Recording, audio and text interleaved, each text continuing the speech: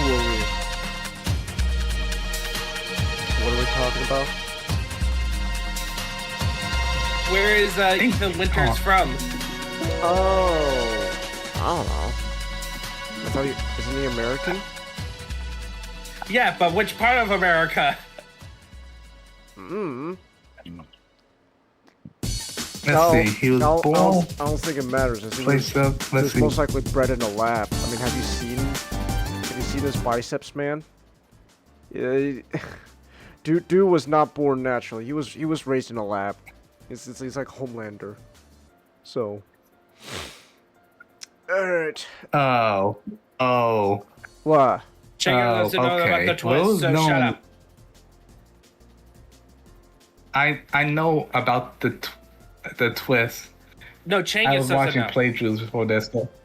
Okay. Changus Little was doesn't know. known. About what? Homelander? Nothing. No, I'm not. No, I'm not gonna tell him about the twist. I know he was like, it was like a lab rat baby. It's not about Homelander. Oh, okay. No, we're talking about Resident Evil Ethan Winters. Oh. How about twist? I'm just reading his early life. Was I spot on? Was I actually spot on? Was he No. bred in the lab? Oh, well, that's disappointing. No, it just that okay. According to this, he was lit in though by 2017. Little is known about his early life, but though by 2017 he was living and working in Los Angeles, California as a systems engineer. Oh yeah, come on. You expect so somebody from California to use their Second Amendment right? But he Californian? married his Texan girlfriend, Mia. Which part of Texas? There's parts of Texas that are not very. There's parts of Texas that Texans view as not part of Texas. Oh, I'm stupid. Hold on, wait. I'm stupid. I thought you guys were talking about Chris Redfield. That's on me. I thought you guys were talking about Chris. No, Ethan. I know about the twist with Ethan. My thing. I know the twist Okay, with Ethan, Mr. Mold Baby. No, okay, let me explain. Okay. I was saying Ethan made me angry at the beginning of the game. Why? Because the whole premise of him learning that, I just found out my wife, after 3 years of gone missing, is telling me to help her. And then I'm gonna show up without a gun or a knife. No, just in my regular clothes. Here's my thing. You know that scene from Commando with Arnold Schwarzenegger when he got on that beach? Yeah. And pulled out. That's like the only scene That should anyone have ever been talks eaten. about. As soon as he's like, yeah, that should have been eaten. And he should have emptied out his bank account, went to the gun store, and point at the wall and be like, I want everything. Let's go to the Bass Pro Shop. Ethan, Buy him some Ethan clothes. is supposed to be a normal dude who then becomes a mold person. That's the entire point. Weird mold person. What normal dude will be like, I'm gonna show up this place unarmed with nothing? Like, Ethan, you disappoint me as an American. He's written by Japanese people. Look. If you have a problem with how Then the Ethan Japanese Winters should've is characterized, then you take it up with the Japanese people who wrote it, the story. Yeah, comment. And also, come on, that's like every Far horror, less critical. Okay, Mr. We want to really think about in a horror film about scenarios. Do you really want me to bring up blue gender at all its stupid moments? And every time I bring it up, you know what was the reply? It's a horror movie. Of course they have to act stupid. But okay. Let me give you They're both. There's this horror movie called I forgot what it's called. They found it's this. You guys need to watch This- some actually good horror stuff. It was on the ship. There's The one about the ship. what? This space crew found a ship. Oh, I was trying to bring up that I'm blanking on the horror movie name, but they found a ship that pretty much had a warp. I don't know what you're talking Yeah. about. Like, Okay, was let's- it haunted? Was it a haunted ship? We're talking about No, Event no. Horizon. Yes, Event Horizon. Oh, yes, you're talking. that- Oh, you should they have did said. everything right. Should have said spaceship. Like if you You just should say have I sent was saying spaceship they did- into hell. if you just said ship, Yeah. if you just say ship, I'm gonna assume it's like a boat. Oh, yeah, spaceship. There's They not found- they there's did not many everything very right, space and even the horror cat- stuff. Yeah, one thing I like about the movie is that they did everything right and it still goes wrong. Well, yeah. Like as soon as they saw those like diaries, and they're like, Well, yeah, Yeah. because it's hell. "That's why." They that's, literally opened a portal to hell. Like, that's of course things are gonna go wrong no No, matter that- what you do. I like. That's the- no, that was saying. But That's that's the point not I'm the trying to center make. I how like that. like comment for one thing. One, Resident Evil has always based on itself on B movie horror, so not expecting good horror writing from that. No, and then two, Well, I mean, having characters acting competently and still goes wrong is treated as a bonus rather than a requirement. well, you know, I could No, I would argue.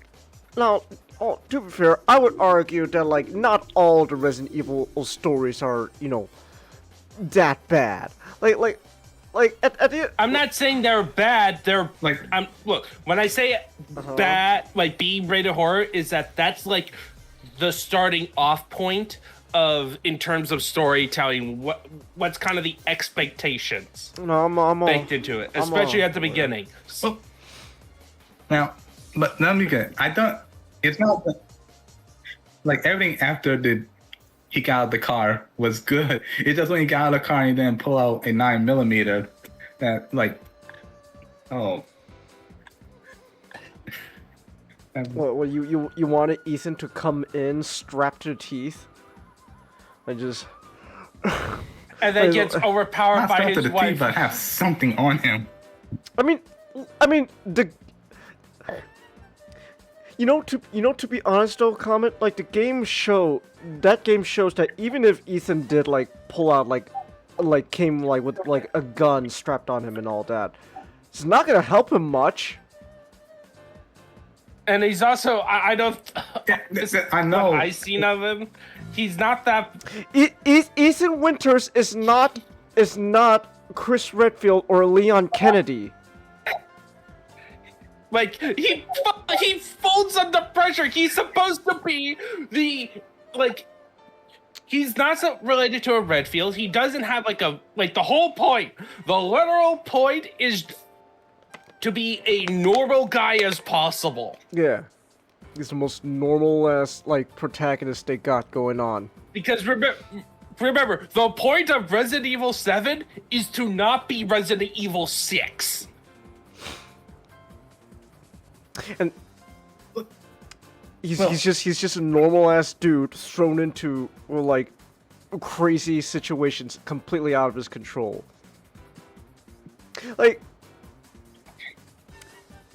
And to be fair, and plus if Ethan Winters was strapped to the teeth and all that, then that kind of gets rid of the whole what kind of horror they were going for with Resident Evil 7 and 8. Because the whole point is it's almost it feels almost like normal people in a slasher film, right? There's a murderous family that's keeping you captive. You gotta figure out how to get out of there. or so like I don't know what you were expecting, Comet. Oh, I wasn't. Well, okay. Let me rephrase what I meant. I don't mean he'd be strapped to the teeth. You know, like have a knife and a pistol on him, but not just going blunt. Not going like. He just He just loves gonna his find. wife. He loves his. Yeah. No, you know what? Honestly though, what should have been questioned though, is Ethan still choosing to be with his wife, even though like he learns that, oh, she was part of Umbrella, that like one that one company responsible for like 90% of everything in this franchise. Yeah, I'll stick with her. Well, I think. Well, she wasn't part of Umbrella. She was part of this another. It's like criminal organization called the. Wasn't she Umbrella? Winters. Let me see. Oh, former operative for the Connections, but that's like tied to Umbrella, right? I know they're like some deep state sort of organization. Oh, yeah. They're like some like, I'm looking this up now. Yeah, there's some like deep state, international like crime organization. They did that like goes around selling bioweapons. So. Yeah. Okay. So yeah. Okay. Yeah.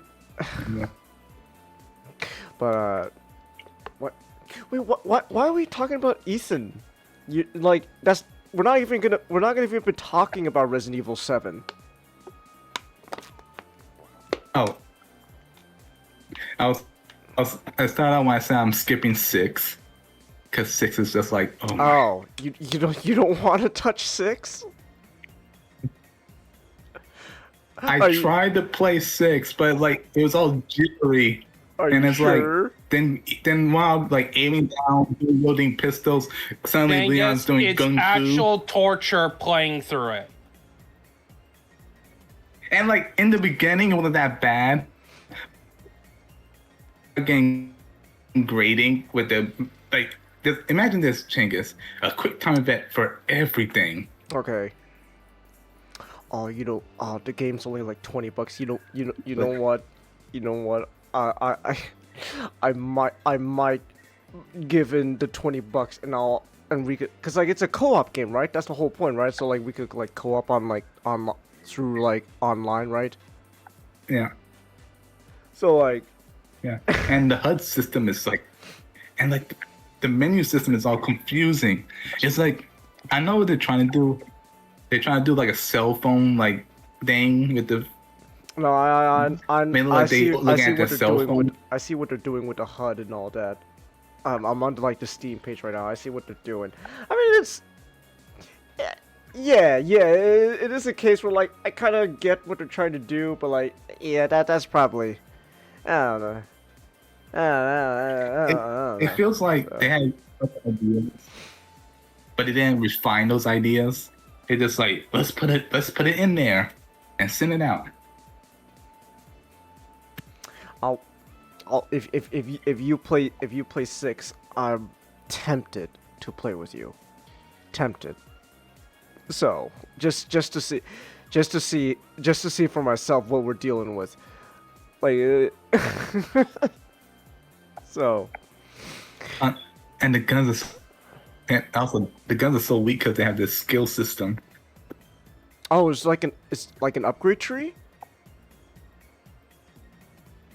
Yeah, like you become more skilled with guns, even though you're a trained agent and you play as Leon.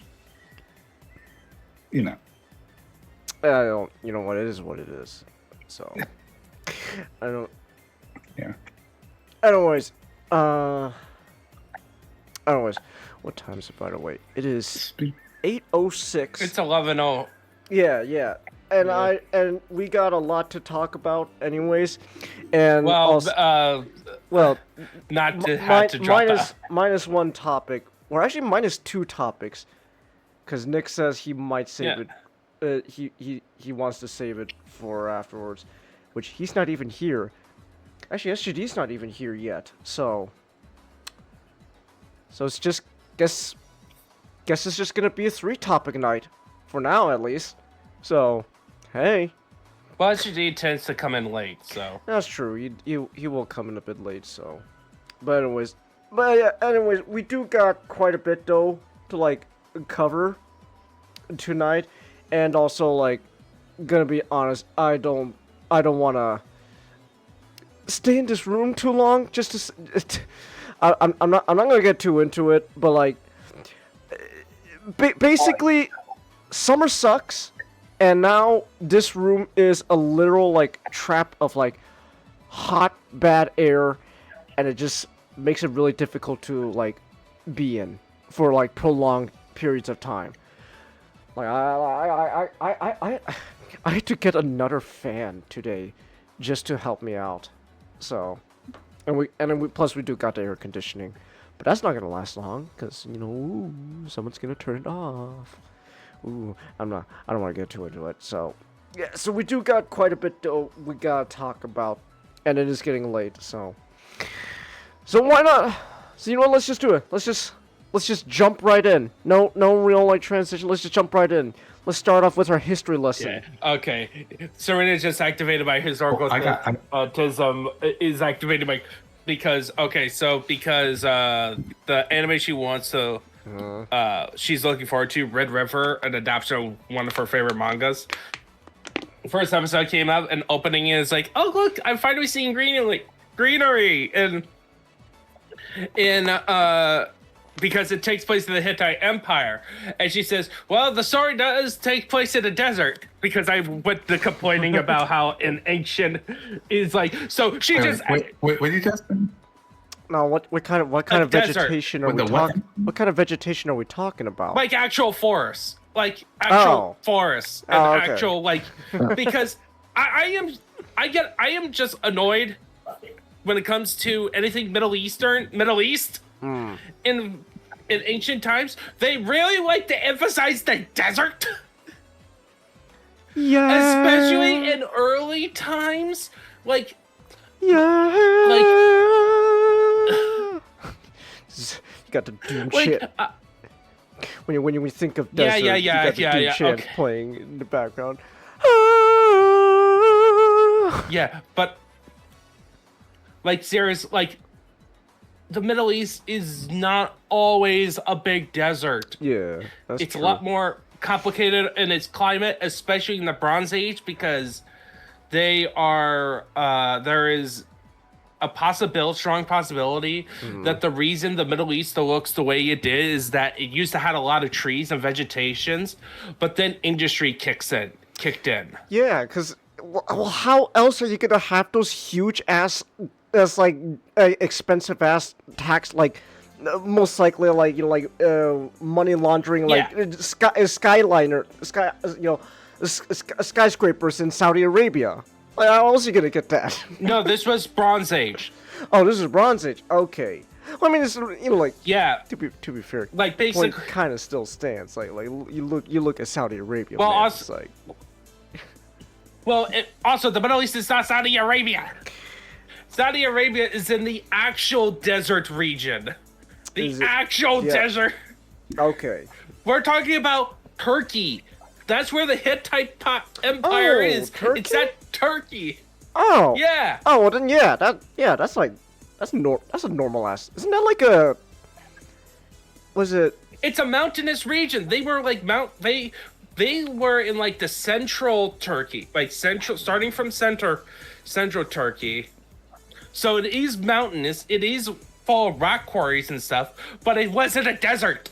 It wasn't a complete desert because that's where cities live. The city lives near rivers, and guess what happens when you live near rivers? There's vegetation near rivers. Yeah, I had to double check real quick where Turkey was. Like, it is legit like surrounded by water. I think it's almost.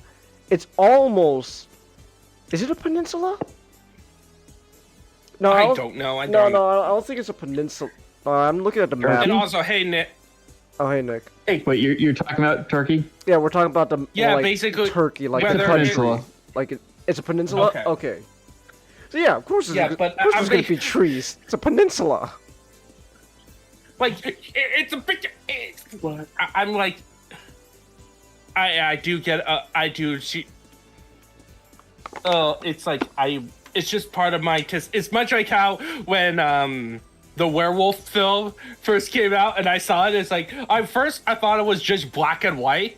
And then it's like, oh no, it's very dark, just dark and colored, and that just annoyed me. Well, but with films like Werewolf, like it that's perfectly fine, because you know, like it helps like set the tone for like the movie and all that, like the horror going on, and like there's a very purposeful color grading going on there, rather than like, you know, a lot of other movies where it's just very much just.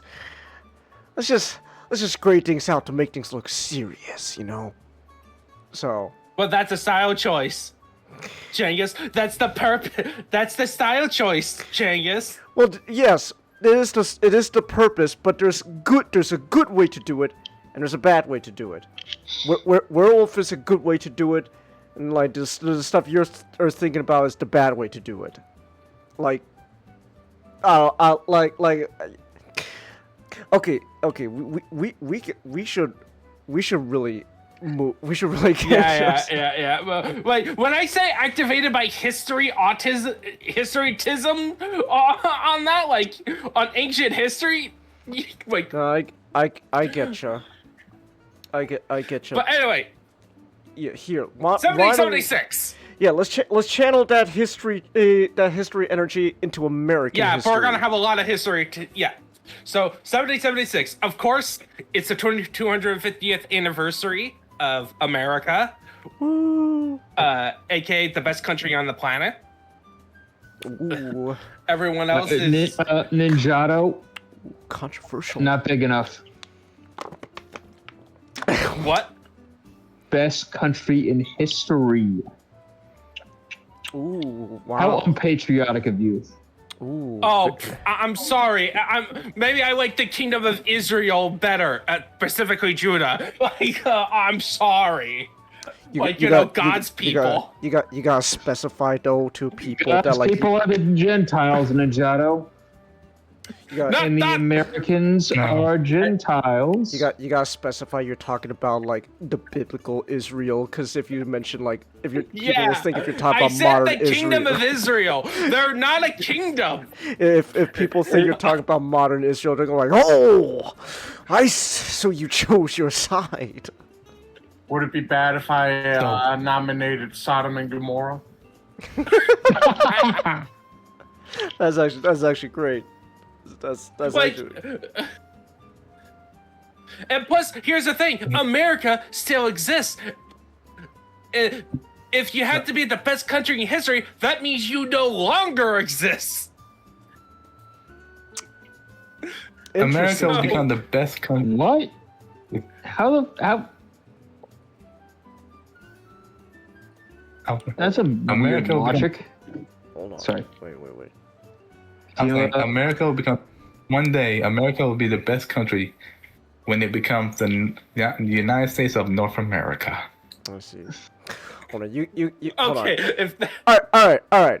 You here. Anyway, You pick up on the American history topic. I'm gonna be right back. Just give me a little bit, but you about American history. Okay, so 1776 is a book by David of McCullough, and it's you definitely would know him if you watch the HBO John Adams series, because that series is based on his biography on John Adams. And 1776 is also present basically anywhere books are sold.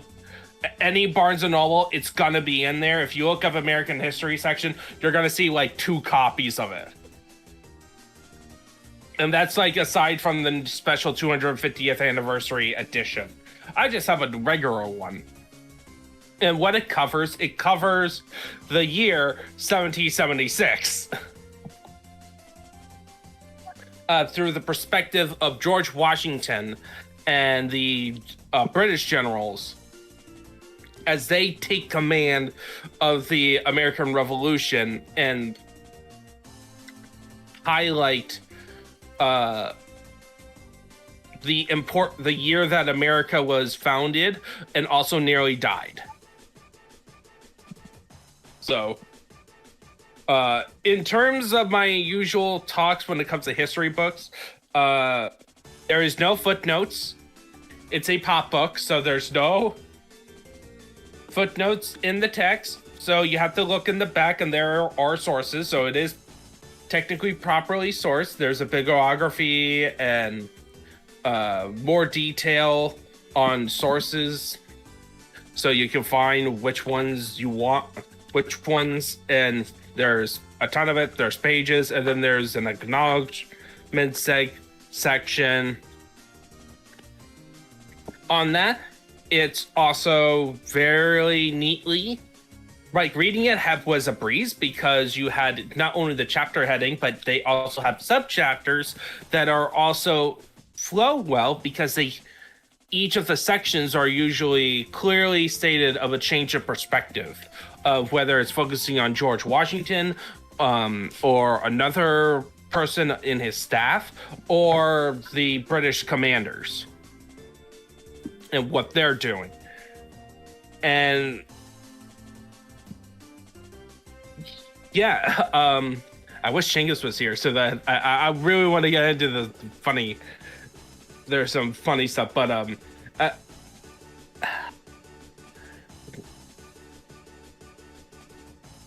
got any questions, Arnold? Not yet. Okay. So like the book begins with the book like bookends with George III having an announcement of relating to the revolution. Like it starts with him basically making the declaration that the Americas are in rebellion, specifically Massachusetts, and then you have and then it ends with the reaction to Trenton and that campaign and how their reaction was more on like, oh, this is like a minor defeat, but that was like, you know, the stepping stone, the spark that ultimately led to the revolution succeeding on that. So the way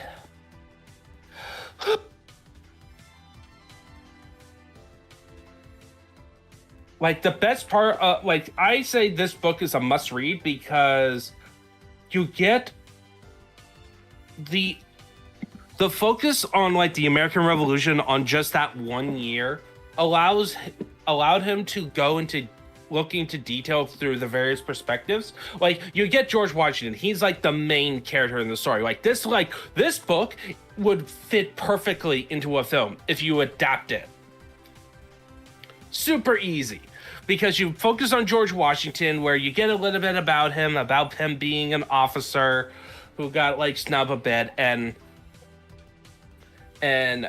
he retires from the military, and he has like this sense of duty of like fighting for America and kind of self-promoting himself that led to him being nominated to lead the military. And when he gets to Boston, you always start the fun and games where he gets to Boston and he goes, where he gets so surprised that all these of the rabble in arms, as one of the chapter titles is where all the New Englanders are horrible, of like the most disorganized 4C experience.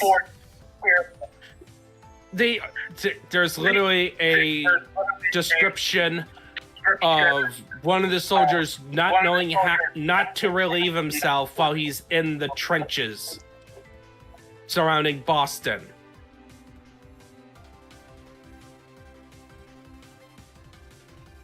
And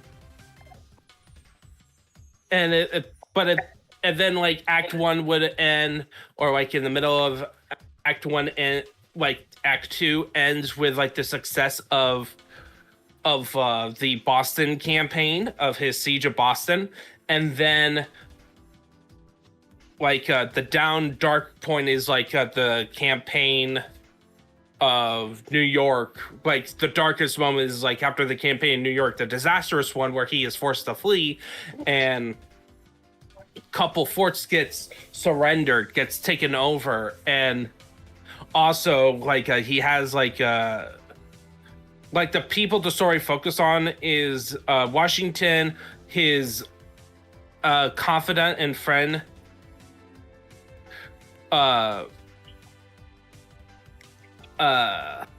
James Reed, and then you have Joseph Hopkins, who is actually from Ipswich, Massachusetts, which is actually where I spent my high school years. So it focused. He has like an important viewpoint of like more of the soldier on the ground on through his letters, and then of course you got the British commanders. You got General Howe, General Cornwallis, and kind of highlight how George Washington, like in terms of a film, George Washington would be like super hard to cast, especially for this to adapt this book, because you have to present two different George Washingtons, where you got him in public, where he is like beloved by his men and very stoic, doesn't show any emotions, and then it's him with James Reed, and only James Reed and his brother, where he goes and gets super stressed out and craps on the New Englanders and everyone else. Why specifically Reed? What did he do? James Reed is basically his closest friend. Knows him. Like he's like his top confidant. And he gets like mad at him all the time. Not at James Reed. Like James Reed is basically his stressing, but like the person he vents to. Oh, Listen, okay. if I had to deal with New Englanders all day, I would be stressed. For real. Oh, I see. Okay. Hey, I was making a joke. I didn't want to make it sound sad. I mean, to be fair to Washington, if we had to deal with New Englanders all day, we would be stressed too. Ah, I see. Uh-huh. Are you getting stressed now, Matchstick? We have a New Englander talking right now. Well, I know you've been well, okay, can't bring that up. I would have an amazing retort if I found it morally okay. If present events didn't make it really sad. Listen, yeah. I don't care. I would use it, just not on film. All right. Yeah, but anyway. Yeah, but anyway. And plus, like, not all New Englanders were bad. Like, he had Nathan Green and Henry Knox in there, and they're also major characters, like, in terms of it would be in the film. But the thing is that George Washington, when he comes in, he's a Virginian aristocrat growing up in the British tradition. And the New Englanders are like the closest thing in personality at this point is actually the rural South. The rural South? Yeah. Wait, he was dealing with hillbillies? In terms of like this is the thing. He is a super aristocrat, and the New Englanders at this time were a bunch of farmers and with a lot of middle-class people with education on that, but their attitude is way more... Ugh. democratized and less hierarchical. Like they, Ugh, like read. the You're book, not gonna believe the book this. mentions. The Yeah, New, it's the like New Englanders, they're breeding amongst them siblings. Can you believe it?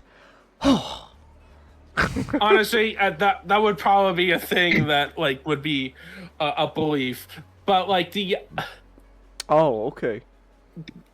yeah, because look, the South and the North's rivalry has been in America's DNA since the very beginning. Mm. Like ever since the colony days. Ever since the colony days. I see. Yeah, it's but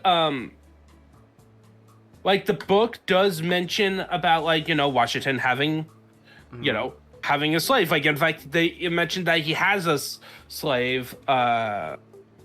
What's his last name? It's his nickname is Billy. His real name is William, but he did have like a last name that wasn't Washington. But he was his basically personal slave butler.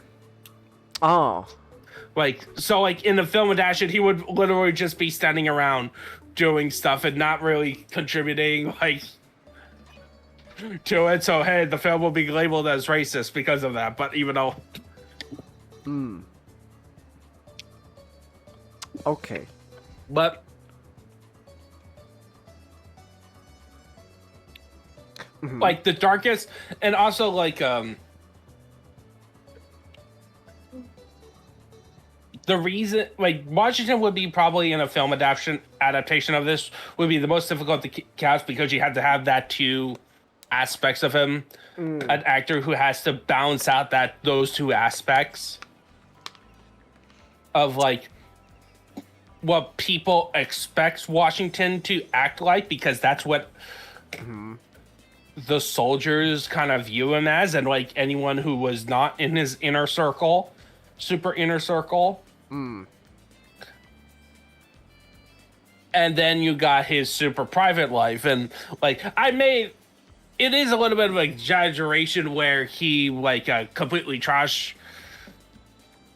on like New Englanders and other generals, but it wasn't like that. It was a lot more polite, but you know, he gets frustrated. He's only human. Yeah.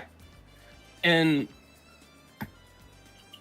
Well, I mean, George Washington would be saying some slurs about militiamen.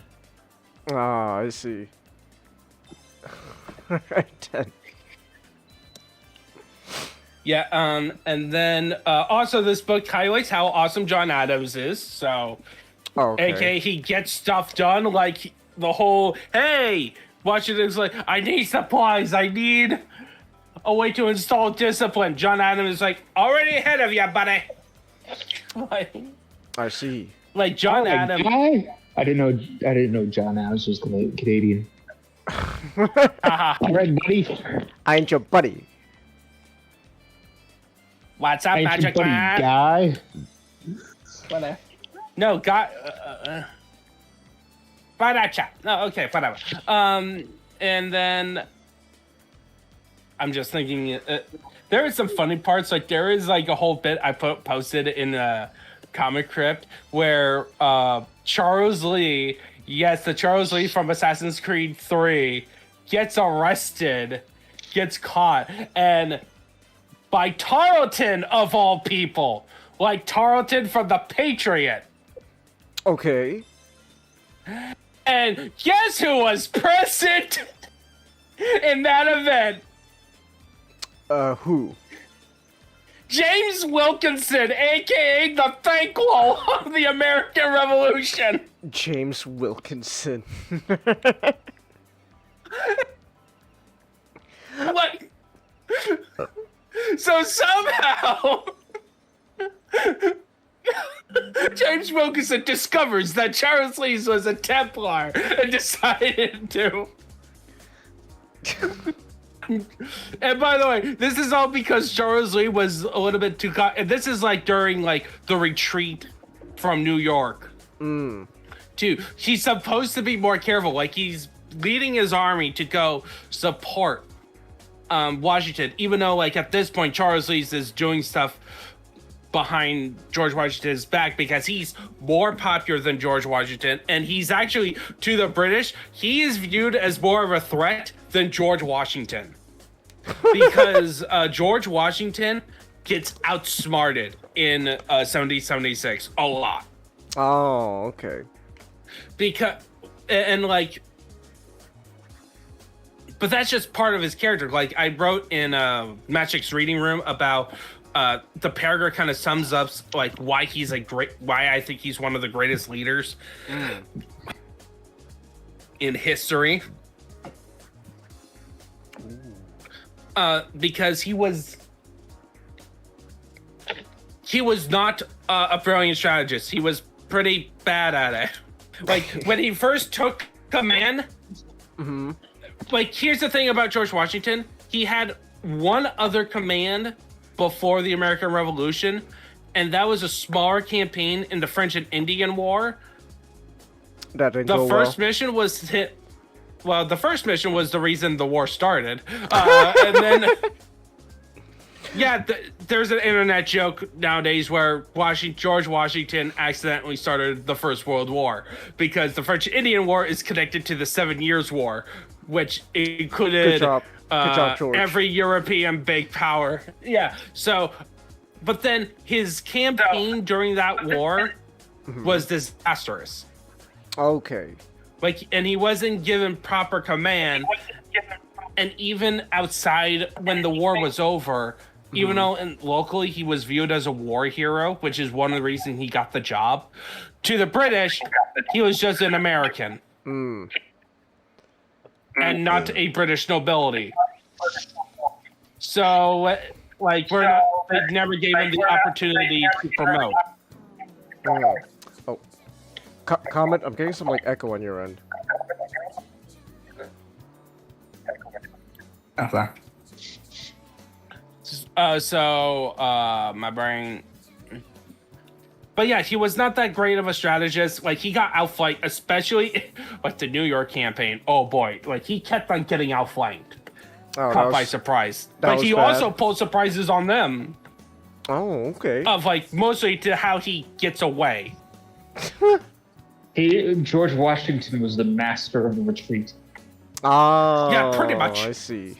Like, I guess army maneuvering would be his strong suit.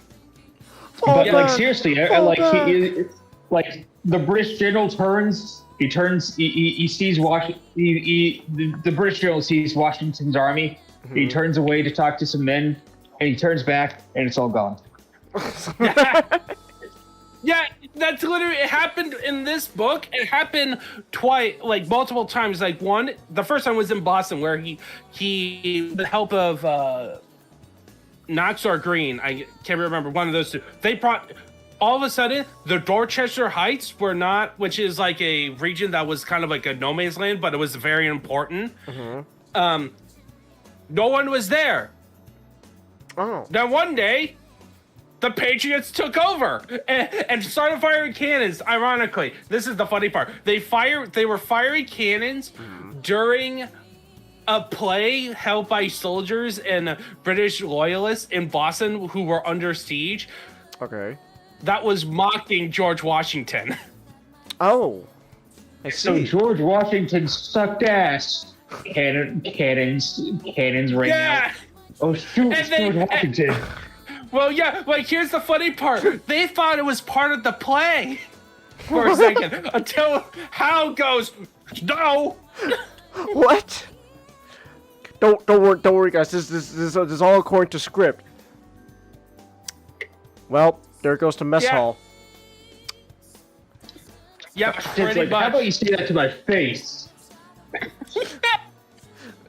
Guys, I don't. It was, by the way, the cannons were ineffective because the local militia never fired a cannon before.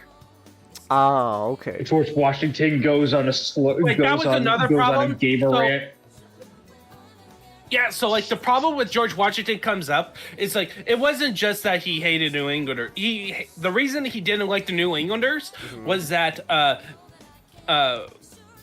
they were disorganized. They didn't like to follow orders.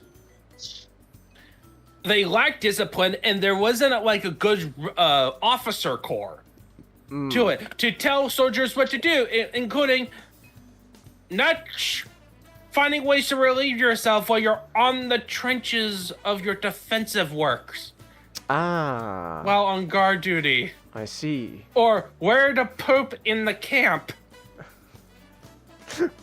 Mr. Washington? What? What is it now? We were wondering, where do we take a shit?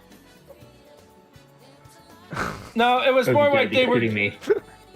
No, it wasn't they didn't know. It's more of like they didn't care. Because he couldn't discipline them harshly. Like when he was in there, he wanted to he tried his best to whip him up into shape. But the problem is that like also the people the militia put up as leaders. Mm-hmm. Washington is trying to set up, his leadership structure and find out the quality leaders and veterans. Mm-hmm. And the leaders were also green. All right, so which one of you who has combat experience? Yeah, like Nathaniel Green is one of the reasons Nathaniel Green, why George Washington trusted Nathaniel Green was what Nathaniel Green was actually the most educated one, because he was actually able to read up on military theory before the war begins, even though he never took part in wars. Like, also, these guys, all of them were veterans of the French and Indian War, so they knew how to fight. Okay. But not necessarily how to fight in the style of the British, or, like, had the command structure. I see. Like, there were militia or frontiersmen. They're not like... Yeah. Not what the revolution needed. Mm-hmm. Okay, I get what you're saying. Yeah, so that was part of the problem, and that wouldn't be solved until the start of it being solved was at the end of the year, where he got the veteran troops and got, like, on paper, discipline. On paper. But it wasn't until Valley Forge and a Prussian showing up where the army actually became disciplined. Oh, I see. All right. Like, and like New Englanders were like the main focus of like everyone ire, like. But the army, like, over time in the book, you hear reports of, like, the Pennsylvania showing up, Connecticut troops, and mostly from Pennsylvania and Maryland, like, local areas, because New York was, like, the big battle in the middle of the year. And then you had that long retreat where they go to New Jersey, and then Trenton happened. Like, the book, last chapter focused on Trenton. Trenton and that quick 10 days campaign. As like Washington keeping that fire alive for the next year. And then like it doesn't go into detail. It doesn't really go into what happens afterwards. Okay. Because it focused just on that year. But it's really compelling. It's like enough of satisfying of a story of like, and you see the impact of how George Washington's decision to do the Trenton campaign, which include Trenton, Battle of Pink Creek, and Princeton. Okay. Where he also outmaneuvered Cornwallis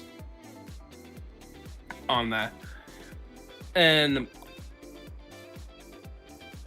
So you get to see how the revolution kind of came to be, is kept alive. Yeah.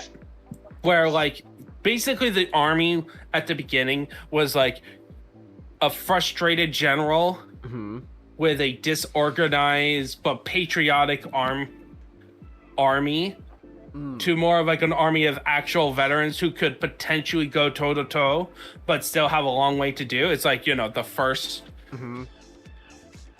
like they're becoming the plucky rebels. Yeah, I get you. Yeah, like, and also the main reason I recommend you reading it, I think this is a must read. It just does it perfectly at capturing all the nuances of the revolution, and also how complex it is. Like, the main thing I kind of kept noticing in reading it is how people who were loyalists and patriot were also religious figures, and how they're perceived the events going on and the atrocities that happen. And also, like, the beginning of the book with King George III, it's like the book explicitly talked about how he believed in divine providence of, you know, his side of the British winning. And the reason I bring this up is, like, divine providence was also a common viewpoint that George Washington wrote about. I And it see. was a common viewpoint, like this idea of providence or like fate benefiting. God has Or determined that we will win this war. Or like more of like he has turned in our favor at this moment, like, granted us mercy, like that type of deal. Okay. So it was very interesting reading that aspects. And also, so finally, the final point is that it is super readable. Like, Okay. it is super readable. You don't have to, it's not a lot of complex language, and it just feels like you're reading a movie. You're reading a thriller. Like, Cengiz, I just want to end. Everyone must read this. You can probably find it on audiobook. Yeah, I can listen to like an audio. And the book. physical copy is available at Barnes and Noble. It is super easy to get a hold on. If you have to read, it's the one book I would recommend so far of reading about the American Revolution, and like you have like a good understanding of it. Okay. So,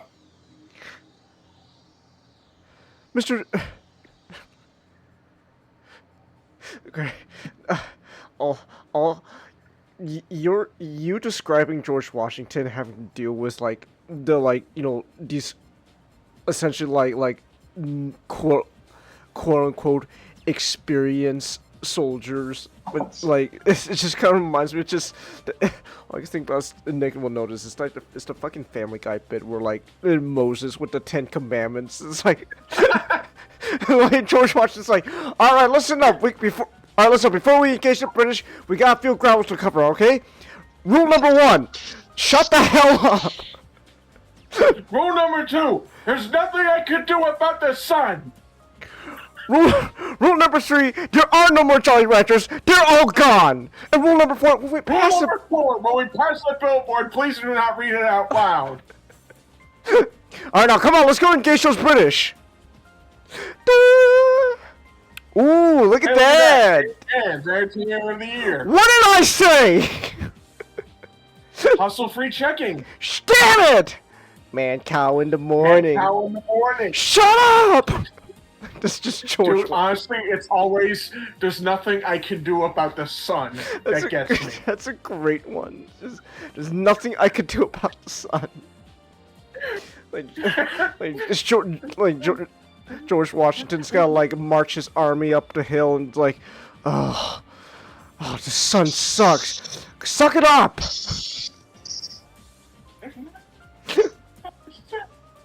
Oh my goodness.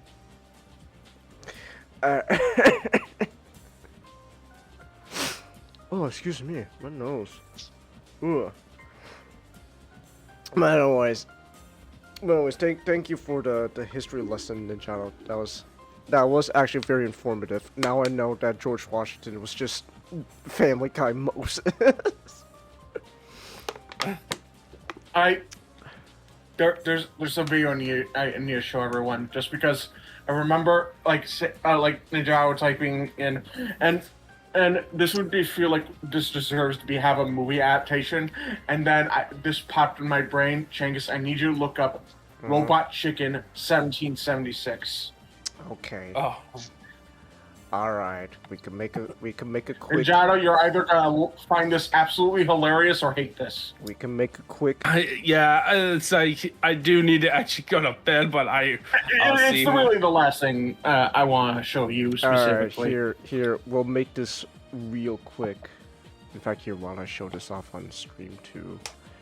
And Okay, then- it's just. Oh no. All right. All right. Should I go for the uncensored version or? Well, we are on stream. Go so- with the censored version. All right. Let's just read From on the your people who parody. claim 300 is a true story comes the tale of our nation's birth.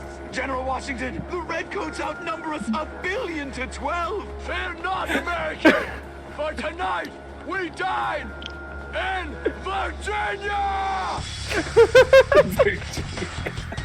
What? King George would like to say What? The? this is a Well, to be fair, they're supposed to look like the weird Persian army from 300, but it does just Wait, make it is look that like supposed to be Benedict Arnold? I think that's supposed to be King George. King George is just. No, I'm talking about the person he's tempting.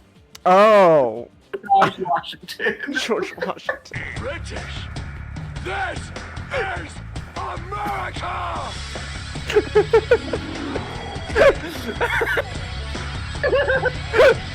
Hancock, now! No!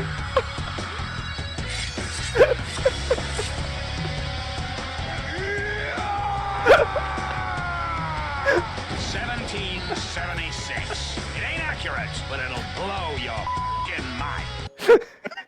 It ain't accurate, but it blow your fucking mind. That's great. That's great. Oh, M-Go's got Starscream. That's cool. Oh my god. Oh.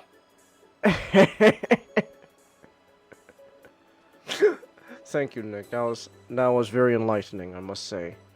Very, very cool. Like, Curry, that is actually what happened in 1776. Yes. Everything I said was a complete lie. In fact, that was the true event. Those are the true events of what happened.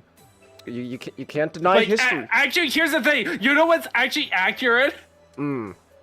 Hilariously? What? The lack of shirts. Those soldiers. Really? They were, yeah, like after a while in the winter, a lot of the soldiers wore out their shoes and clothing. Oh, wow. Like they were, when I say they were in a bad situation, that bad. Okay, I know you said this was like in the winter, but I'm just imagine again if this like in the summer with the sun being down, it really would be funny. Just George having to tell everyone, "There's nothing I could do about the sun." Flipping his shit over. Put on your fucking put on your fucking shirt. Act like a fucking. We're at war. What are you doing? Act like a damn professional. So a slightly accurate version of that skit where George Washington is like literally everyone sees him as a god and he's being straight faced, but but like Nathan Green and John, like everyone, all the more competent commanders are the ones screaming. One. Like, I think Nathan Green would probably be the best one because he's the one who actually read his There's military nothing. stuff. There's nothing we could do about the. There's nothing George can do about the sun. Yeah, exactly. It's like, yeah, like that. It's just like you get also the impression also about how how much of it is actually a civil war, because you get like talking about loyalists and like, you know, how important to the strategies about which regions were more loyalists and which were more patriot, how that affected the strategy. Like New York and New Jersey's were very pro crown. A lot of it, but then like you see stories of where when the Continental Army was winning, the Loyalists started fleeing, and if when the British leaving, the other side is fleeing, and atrocities were happening both. Like the Hessians, by the way. So you know how like Tarleton, like in the Patriot, where Tarleton is treated, like the British are portrayed as being mustache trolling villains. Yeah. That's the Hessians. Oh, okay. The Hessians were like actual stormtroopers. Like they were like the professional mercenaries, but they had so the way it worked is that the Hessians are technically mercenaries. Stormtrooper. It's like so. So the thing is, King George. What happened is King George was also, his family was originally from Hanover, which is a state in Germany. And he's cousins with a bunch of German statelets. So he would be like, "Hey man, you mind letting me borrow your boys for a war?" And his cousin would be like, "Oh yeah, go ahead. I see. You can have them." And then the Hessians would come over here, and you're like, "I fucking hate and detest all of you. You people are so great. We're gonna fucking do some war crimes." Like they were essentially professional soldiers, like their demeanor, but they were like, "This is our profession. We are soldiers. We're not like you British. We don't care about being nice, having a good reputation. We are coming in. Part of our payment is plunder, and if we'll try to discipline some of our troops, with the worst cases, but." Whoa! It happens. It's just war. Whoa! What are you guys doing? Was a bit. What are you guys doing? Raping and pillaging the entire village? Hey man, it's just how it goes. That actually did happen. Not. Oh. Yeah. Okay. Hey man, it's our bonus. One case was reported that the people who were involved. Let me preface this before we get to that. Raping and pillaging was a massive sign-on point for a lot of these troops. Ooh.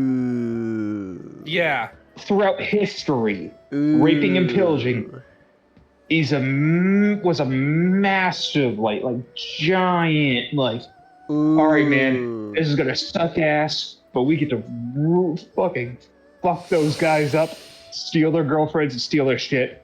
Ooh. At the end of this. Yeah, Okay.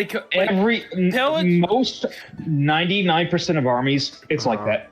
99%. Yeah, Wow. because here's the thing, Changus. This was before fully paid government armies. Huh.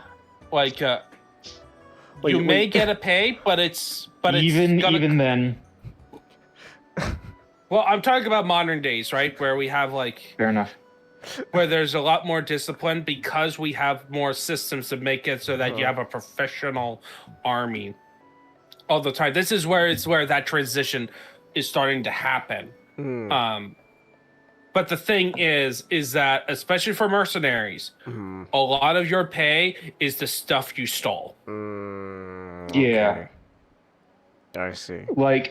You could get really wealthy as well. You could get some pretty fucking wealthy. And the book does describe what happened, and it did happen, and it was reported on the news as it happens. Some of it was propaganda, was over exaggerations, but a lot of it was true. And there was one case where 3 women were assaulted. One of them was 7-year-olds and one was pregnant. Oh, whoa! 7? Yeah. Whoa! That's what happened. That's what happens in. Oh shit! That's still not good. Yeah, it's so awful. It's off on the other extreme. Both are all Okay, excuse me. What German mercenary is wanting to fuck a 70-year-old? That's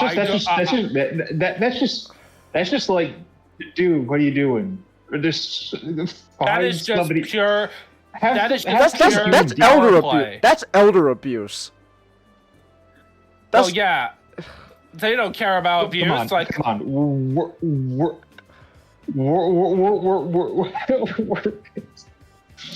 like, look, the Hessians.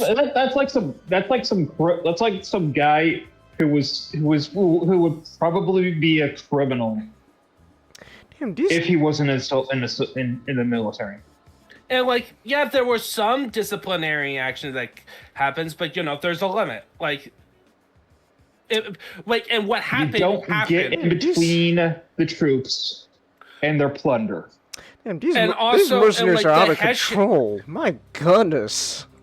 And that's Dude. the British The British didn't want them to happen that way, and it in turn affected the reputation of the British Army, which leads to the cases of where, oh, this is where you get the whole story that leads to the Patriot of all the British people being war crimes, where it's actually just most of it was the Hessians, especially early on, and also the Patriots were doing the same thing. A lot of Patriots were doing it, and, were doing it to people on the other side. It was horrible. Like, it's horrible of what happened. I mean, that's war. Yeah. Well, this is just the reality of war. Yes. Happens. It's gonna happen a lot. Yes, that is Yeah, so it's not necessarily happened- like it's still bad. it should. Yeah, and that's why I recommend everyone to read this one, because this is one of the advantages of having a book that focuses only on 1 year. Is because you get opportunities to have further exploration of what was going on in the events that you could then extrapolate into the war in total. Like an understanding. Because if you were doing a more general, you can easily just skim over about how the common soldier feels like, which is the role of Joseph Hodgkins from Ipswich, Massachusetts, where he's more of the ground on the soldiers. We get David McCullough. The author used him to kind of get the soldiers' perspective. You get, of course, tons of letters mentioning full-on quotes from Washington and the commanders, what their opinions are going on in the war. Same with the British officers. And here's a funny fact about the British commanders. So Washington was pretty much had to do councils all the time before making decisions. And a lot of times the councils were shutting him down from making the stupid decisions most of the time. But other times they were calling for a stupid decision. So it was a 50-50. The British counselor, the British side, it was pretty much where hey, we are all working together and we're all functioning, but man, we hate each other. Clinton and Howe did not get along. I see. And we see the rise of Cornwallis when Clinton gets transferred to the Southern Theater. Yeah, I'm just thinking on some.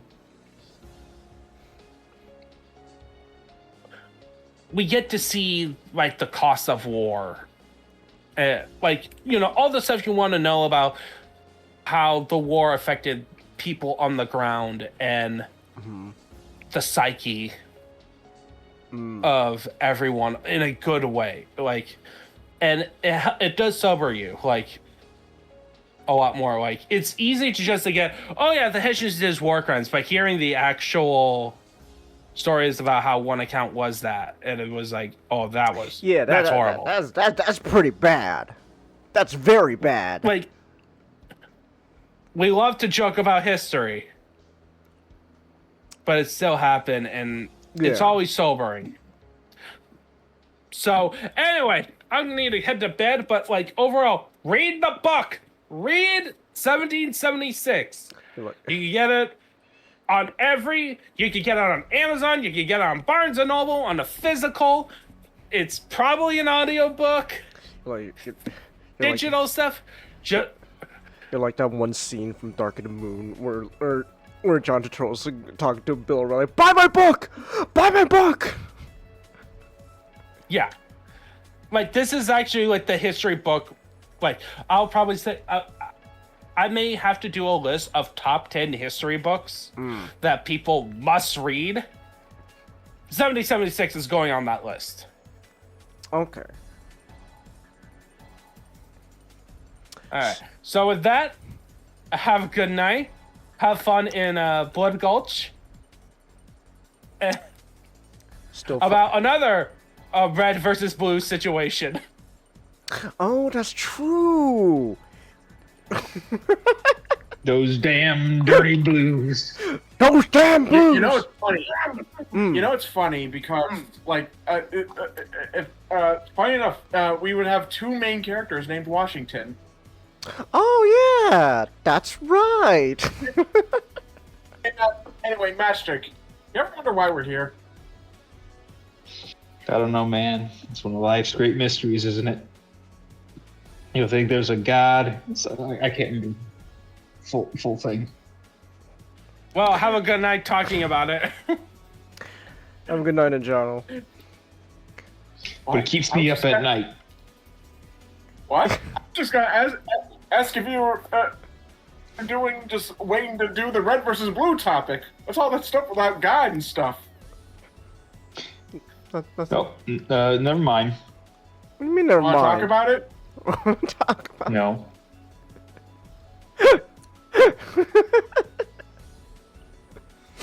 This is great. I love Red So versus Blue. I have been revisiting Red versus Blue. I'm on season 10. Don't have too much left of it. Oh. I mean, they're not very long. Yeah, but usually still. less than 2 hours per season. Yeah, still though, like damn. Blaze. I mean, I've been watching it but it's pretty fast. But yeah. So back when Halo first came out, a group of guys decided to make machinima videos about it. With a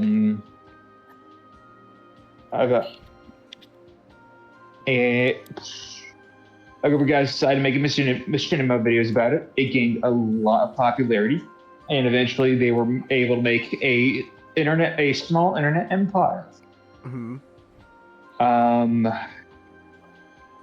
I remember Knott's quote. One of my favorite quotes from Knott is Doug Walker had an empire. Well, it's true. Yeah, but it's just fun. We're Bernie- comparing it to Doug Walker. Which internet person I'm lazy. Bernie Burns had an empire. It's squandered now.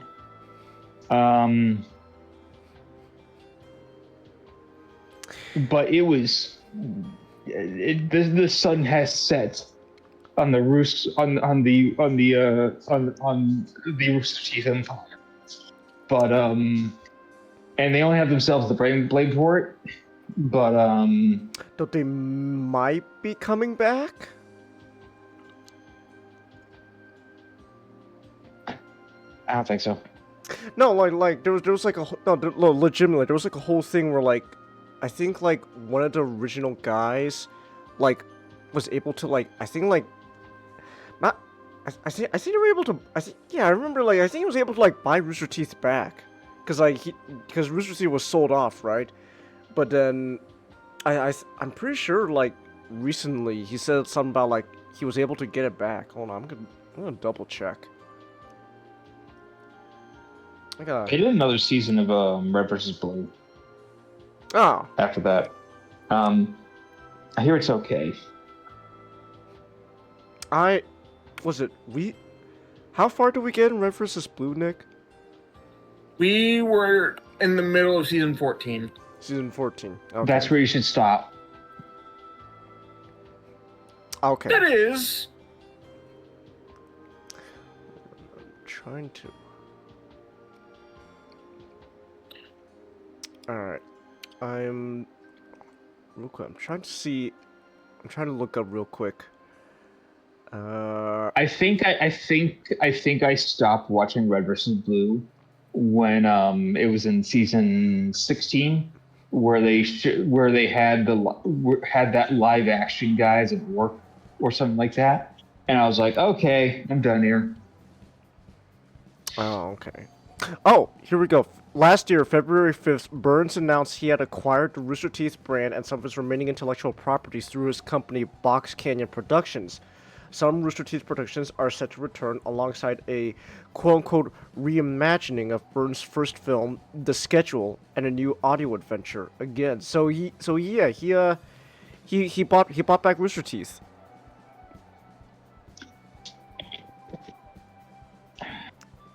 Let's see the state of Rooster Teeth's two most iconic franchises is Red versus Blue and Ruby. Well, Ruby's Not doing too good. Ruby's only depends on whatever fuck Viz is gonna do, because it got bought out by Viz Media. Okay, it's probably good that it's out of their hands because man, Ruby went to shit.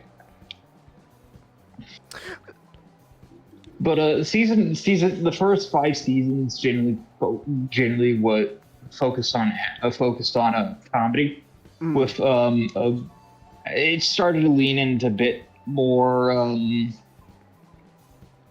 serious stuff as it went on, and eventually in seasons 6 through 10, and especially 9 and 10, with the fully animated segments, it went more into an action story with some kind. There's another Which DC Ruby crossover I didn't know about, DJ, because like I know like they had like a comic and they had like 2 movies, which are pretty shit. Like, is there another one? Is there a third? Mr. President, a third DC Ruby crossover film just hit the tower. Ah, shit. Oh. Oh, just a hypothetical. Okay. Okay. I was gonna Man, be like, I missed when Ruby was in the first few seasons and it was actually good. Remember that? I got opinions on Ruby. But like I plan on rewatching that sometime soon. So, but we're here to talk about Red versus Blue. Oh, hey, SGD. Hello. I would not, I would not be, I would be down for watching the first 3 seasons. I'm not going to watch past that because season 4 was a mixed bag. Season 5 was worse. And then I dropped it off in season 6. But Red versus Blue, Yeah. it was about, a red team and a blue team in the middle of a box canyon. And whoever won got 2 bases in the middle of the box canyon. Whoop-de-fucking-doo. Whoop-de-doo.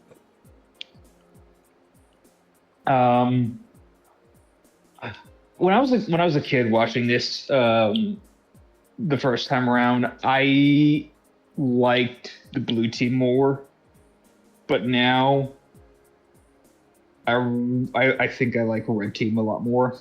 I kind of like the red team a little more too. They're great. For our ancestors. Yeah. For our ancestors. I love blood and violence. I have a funny story about we were watching Red vs. Blue. Okay. I remember back in the day when I was high school, I was during computer class I was sneak watching Red vs. Blue because it was one of the few websites that wasn't blocked. Was Rooster Teeth?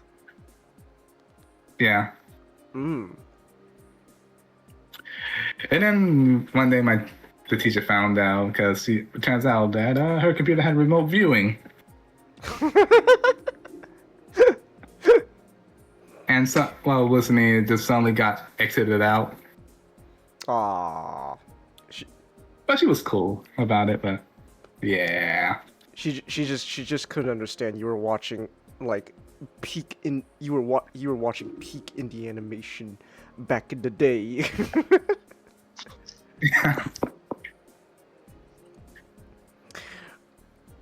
But anyways, Teacher Red vs. Blue is totally educational. It taught me the Mexicans speak Spanish. It's how the robots speak Spanish. oh, that's great.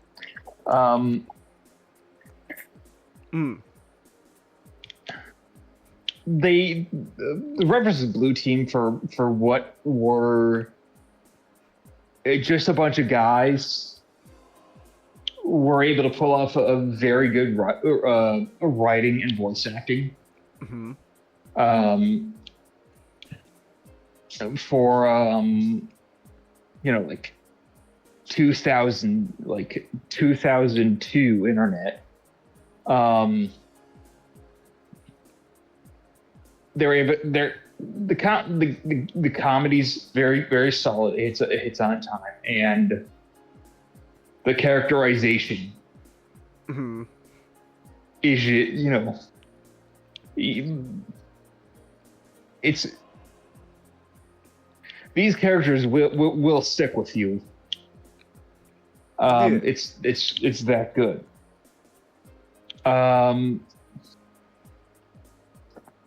It's good old-fashioned quality entertainment. And yeah, values these for life. Me llamo es Lopez. Wait, your first name is Lavernius? Yeah. Like, are you black? Are you black? What? Why would you ask that? I don't know. I just figured it's something I should know. You know what you should know? You should know by now? Oh, my first fucking name!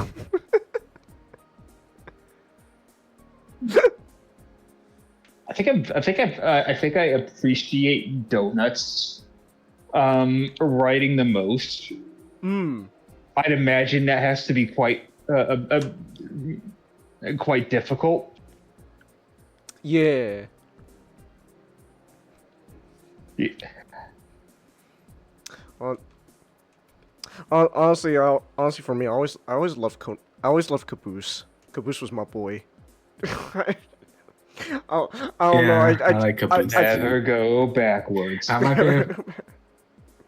I don't know. Just something really funny about like characters who are like not exactly just the brightest bulb in the room, but like I love Caboose. He's great. My name is Michael J. Caboose, and I hate taxes. I hate taxes. It's Texas, you idiot.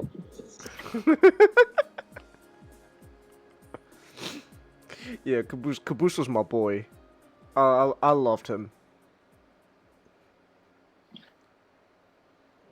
As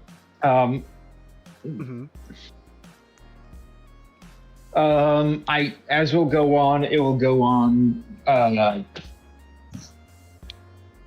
It will go on to seasons 11 through 14, which will be the chorus trilogy, which is even a bit more serious. First season is classic Red vs. Blue, middle of the box, 2 bases, then middle of the box canyon. Yeah. But then after that, it'll be the ideal is the Red versus Blue, Reds and Blues thrown into an actual war. Season 14 is a anthology where the only one I really remembered was the Felix and Locust animated trilogy. Mm.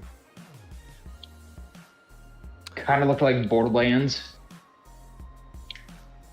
I don't remember anything else. I always appreciate a good old anthology this season. I love anthologies. Yeah. Season 15 was the Blues and Red season, which I thought was okay, Okay. and eventually just went down from that. Ah. Okay. Pardon? No, I'm just kind of a little bummed out that like it kind of drops off quality wise, cause again like I only watched like middle of season 14.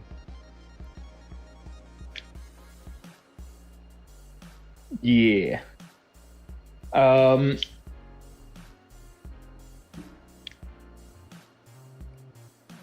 And it's for a lot of the internet. It was quite a big fixture on there. It's fallen off with the rest of Rooster Teeth, but you know it will be in the two bases in the middle of the box canyon. It'll be two bases in the middle of our box. Yeah, that's about it. That's Red vs. Blue. You got what's a like a moment that like you like think of when like first think of if someone mentions Red versus Blue, what like first comes to mind? Well, I kind of mentioned it literally introducing this. That's that is also a really fun. That really is fun. Yeah. They can't see me. I can't see them. He was like, "Are you 6? Are you 6? Are you 6?" I was way older than 6, so I said yes. I love. Yeah. Emp. Oh, you mean the Emp? The Emp. Emp? And EMP? Yeah, that spells Emp. It spells Emp. Was it? Hey, I'm trying to remember when did what season was it again, Nick? Where Red vs. Blue started introducing was it like actual like animation, like cause well, what do you mean like I want to say it started Season 8. Season 8? No, I want to say season 7 actually. No, you're right. You're right. It's season 7. Yeah, at the earliest it was season 7. Okay. Cause I'm trying to remember what It's either 7 or 8. What season was it again? Where the episode where they was it like they tried to ram the car in Washington? I think That was season 8. That was season 8. No, I think that was season 7. That was season 7.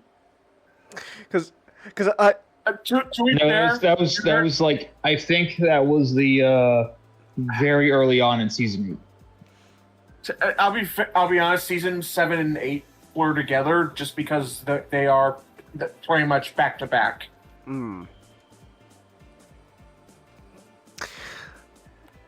Okay.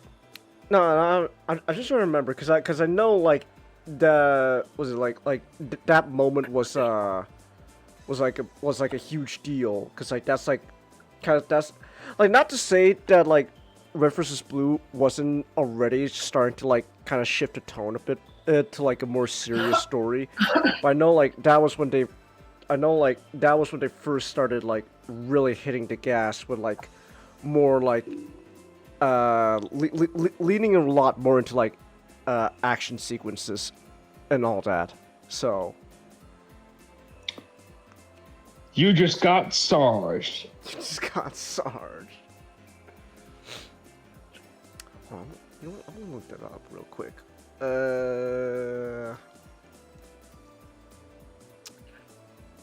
hold on.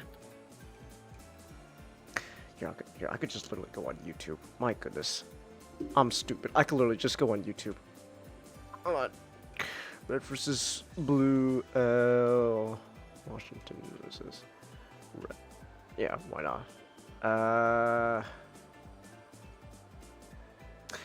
Oh yeah, hold on. This is a scene. This is a scene, but I'm trying to... What episode was this? Oh my gosh, they don't say what episode it was in the description. That sucks ass. My gosh. Okay. Whatever.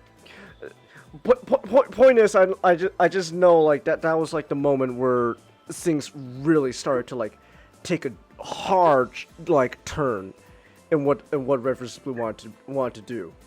So what was that? Oh yeah, I remember, right? Cause like that moment was also like the moment, was it oh my gosh, who am I thinking of? Who, oh my goodness, hold on, give me a second. I'm trying to remember. Who am I thinking of? Monty. My goodness. Like that's where like they got like Monty Ohm, like, you know, to like start making like little animations for Red vs. Blue, and you know, he's well known for a reason, cause so, but yeah, so like that was definitely like the start of like, you know, shifting gears, hard. So.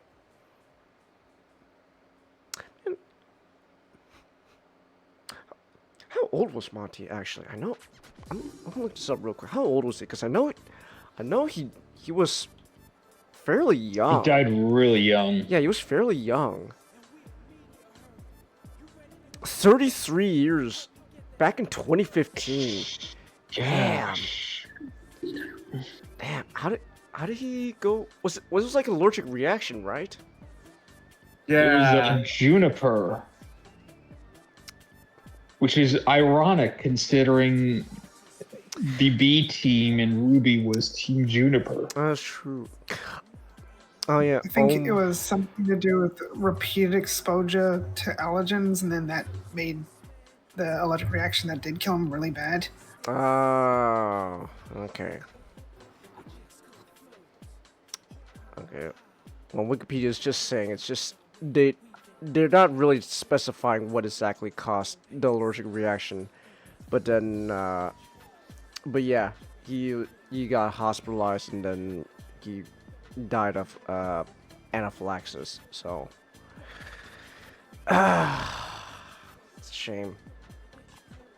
It's yeah, he was young, but yeah, like he was definitely the guy to help, you know, again, shift the gears. And then obviously, like, you know, through Red vs. like some of his like independent animations and Red vs. Blue success and all that, you know, they were like, okay, Monty, you get to make Ruby. So he worked on Afro Samurai. oh really? Wow. Okay, shit. Additional designer. Huh. Let's look up. I don't imagine it was very much, but Oh wow. that's about it. Yeah. Okay. Oh damn. Ruby started back in 2013? Huh. Oh, making me feel old. Wait, Well, Red vs. Blue started in 2010, so No, it did not. it did not? It started way back in 2005. Oh no. Okay, I'm stupid. Because I'm looking at 2003. I'm stupid because I was looking at the Monty's filmography. He worked on Red vs. Blue around 2010 to 2012. So that's on me. I'm doing a stupid. I'm stupid. Yeah, we know. I'm not gonna lie. No need to. It's also I'm a little retarded. One thing I have to really give it up to Red versus Blue is that it's very well plotted out. The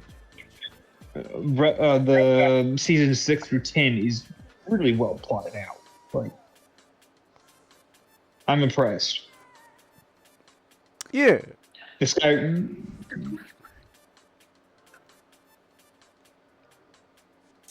It goes from good to like really good as the Red versus Blue writing. It's okay. I have to ask, like, so like the drop in quality, like, is it like immediate? I think there's about a season of transition, and it's like season. I think you'll be fine with season 15. But 16 was like. But I would not go. I wouldn't. I think season 16. That's when they really started going down. Okay. Yeah, where it's like. Okay, I see. All right. Well, in that case, thank you for letting us revisit memory lane with Red vs. Blue. Mashtek, I love Red vs. Blue. It's great. It's fun. So yeah. You and I, Shankus, we're actually gonna do a rewatch of that at some point. Yeah. Because we were gonna rewatch Red vs. Blue and all of Ruby too. So. All of Ruby. Yeah, all of Ruby. I don't know why. I don't know. I guess I hate myself. So. And it just announced a new season volume. Yeah, they just greenlit volume 10. Now, again, like, Ruby's not under Rooster Teeth's Fist Media, but like their track record hasn't exactly been that great. So. Not too excited. Gonna be honest. And how long have they waited? Is that what, like, since 2013 Ruby started? Ruby started in 2013. Yeah. It's been going now for more than a decade. I just know Ruby fans are a pretty awful bunch. Oh, they are. They're terrible. That is Like, true. I saw someone complaining about how the weapons transforming isn't as meaningful as it used to be in the early seasons, but then said, "Don't you dare talk about it because Monty died. That's disrespecting everyone else." Like, but it is because Monty died. It's not disrespecting Monty. They legit don't have the skill to animate. Disrespecting everyone else who worked on the show. Like, Monty was the one coming up with these cool ideas for transforming weapons. Then he died, and people who were left on the show were like, "Oh yeah, transforming weapons are part of Ruby." It's like what happens with flannerization.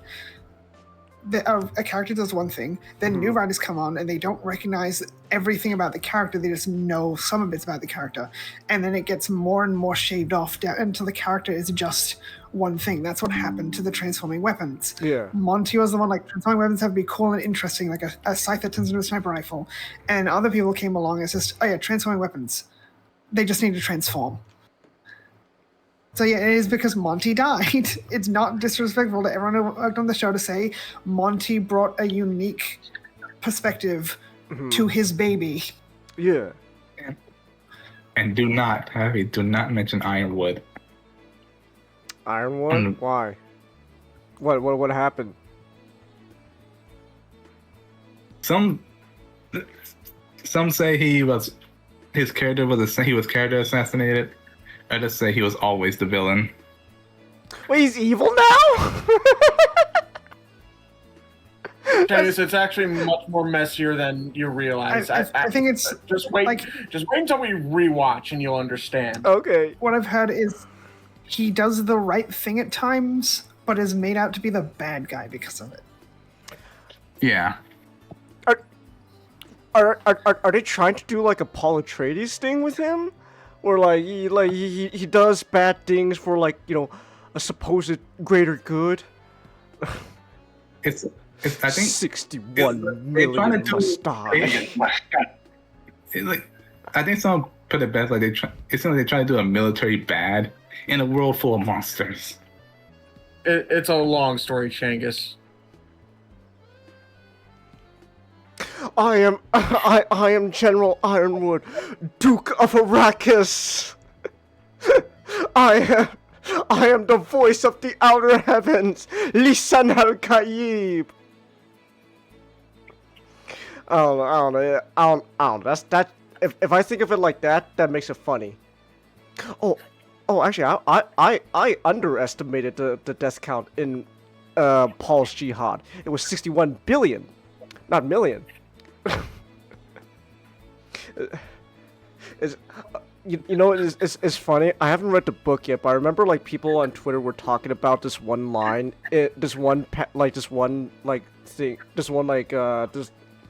was it conversation?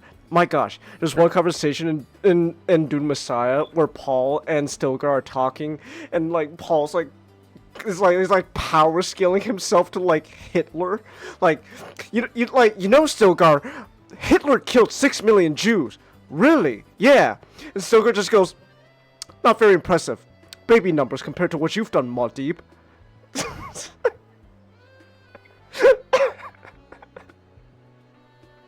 It's like, wow.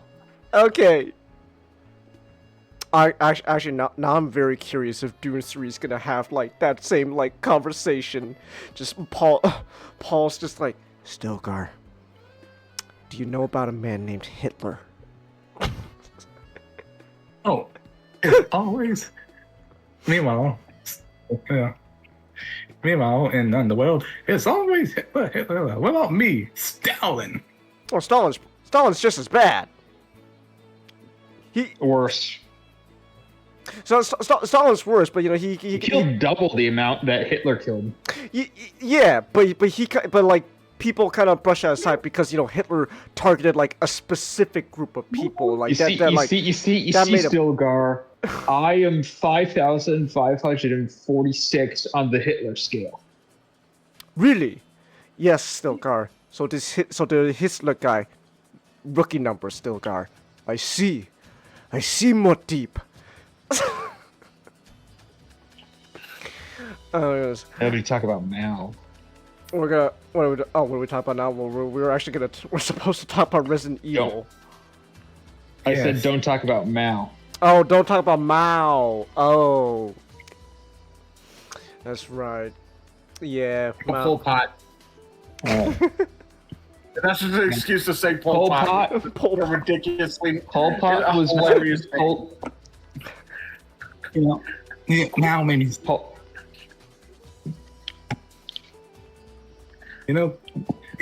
all this talk about like Mao makes me so angry. Angry that I just want to punch a boulder. You just want to punch a boulder. I gotta head out. You guys have a good night. All right, have a good night, Master. All right, Comet, you start us off by talking about oh my gosh, Resident Evil 6. I need to use the restroom. All right. Introduce the audience to Resident Evil 6. What's it about? 5. Resident Evil 5. Okay, so Resident Evil 5 is it was an Xbox 360 game that was released in. Released in 2005. In 2009. 2009, and it's set about a year, like a few years after Resident Evil 4, and this time you play as, Chris Redfield, and he got big after his little encounter with Wesker. See, in 2006, him and Jill tracked, after the whole Umbrella trials, they finally tracked Orel Spencer to his mansion in Europe. And when they got there and solving some puzzles, they found out that Wesker beat him to him. beat them to him. And now Smith is dead, and after a fight with Wesker and Jill quote unquote sacrificing herself to defeat him, Chris been in the dumps. And he gotta go investigate in Africa because there've been rumors of a bioweapon smuggling ring going on, where we meet his partner, Shiva. Now in Resident Evil 5, there's you have a partner. You have a partner now that is either controlled by another player or by AI, and AI is it's good enough, but some of the harder puzzles you really gotta babysit, otherwise you suddenly find yourself with a game over. Because the AI is not smart to get caught on an obstacle and get killed by the trap. Yeah. So they go to Alpha.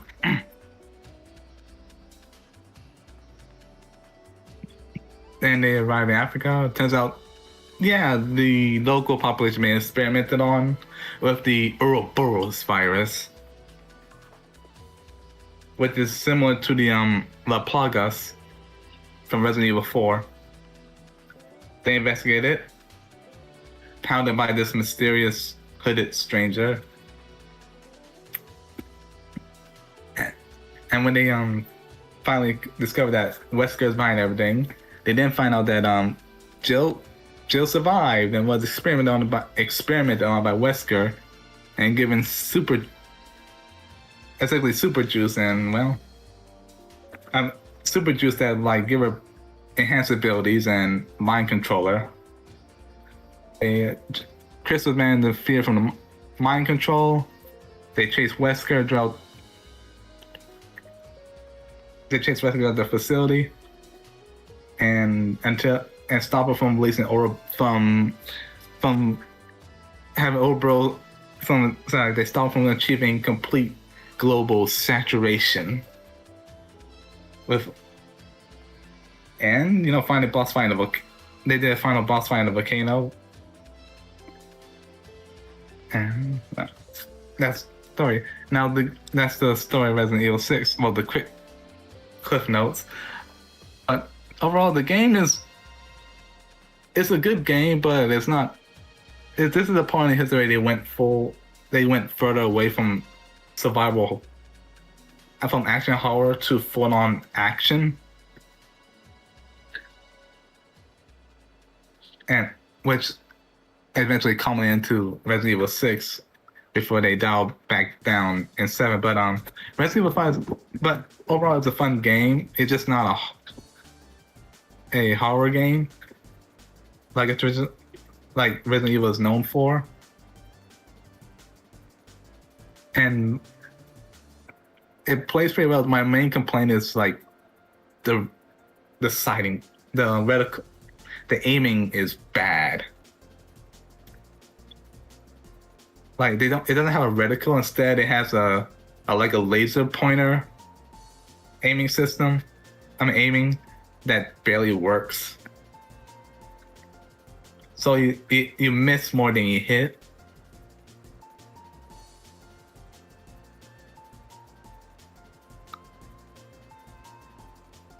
But so you go through ammo really fast.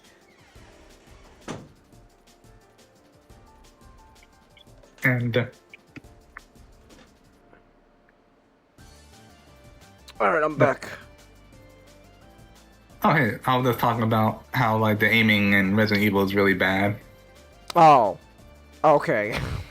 But instead of normal reticule, it has a laser aim that's in it's really difficult to tell where you're aiming at.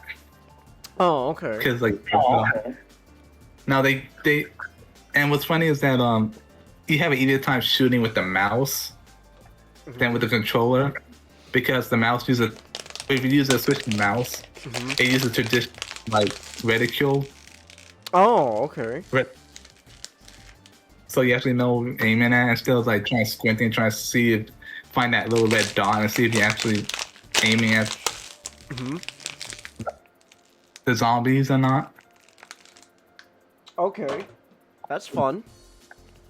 Yeah, but like I said, the game's alright, the story alright, and then I learned there was a bit of controversy with this game back in the day. Oh. Okay.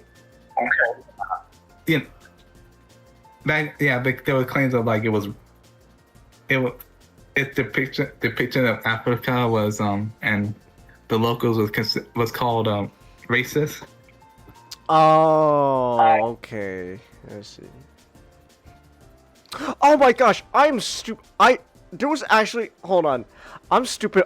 There was actually an easy transition to this topic that I didn't think of until now. Oh my goodness.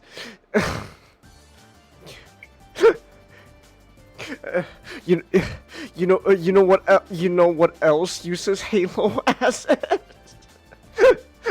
Did you put a mod in this game? No.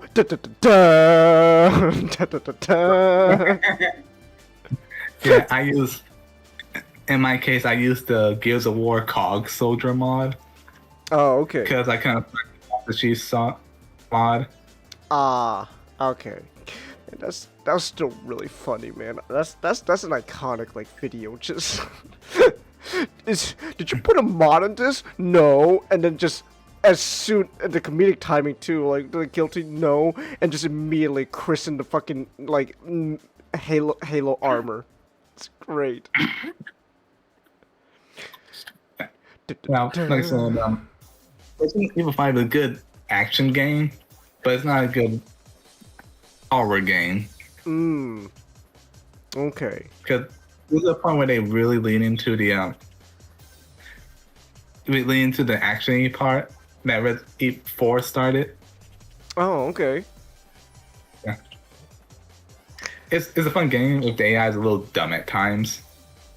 Especially when you're trying to solve those puzzles and suddenly you get a game over screen because Shiva got caught on a box and got incinerated.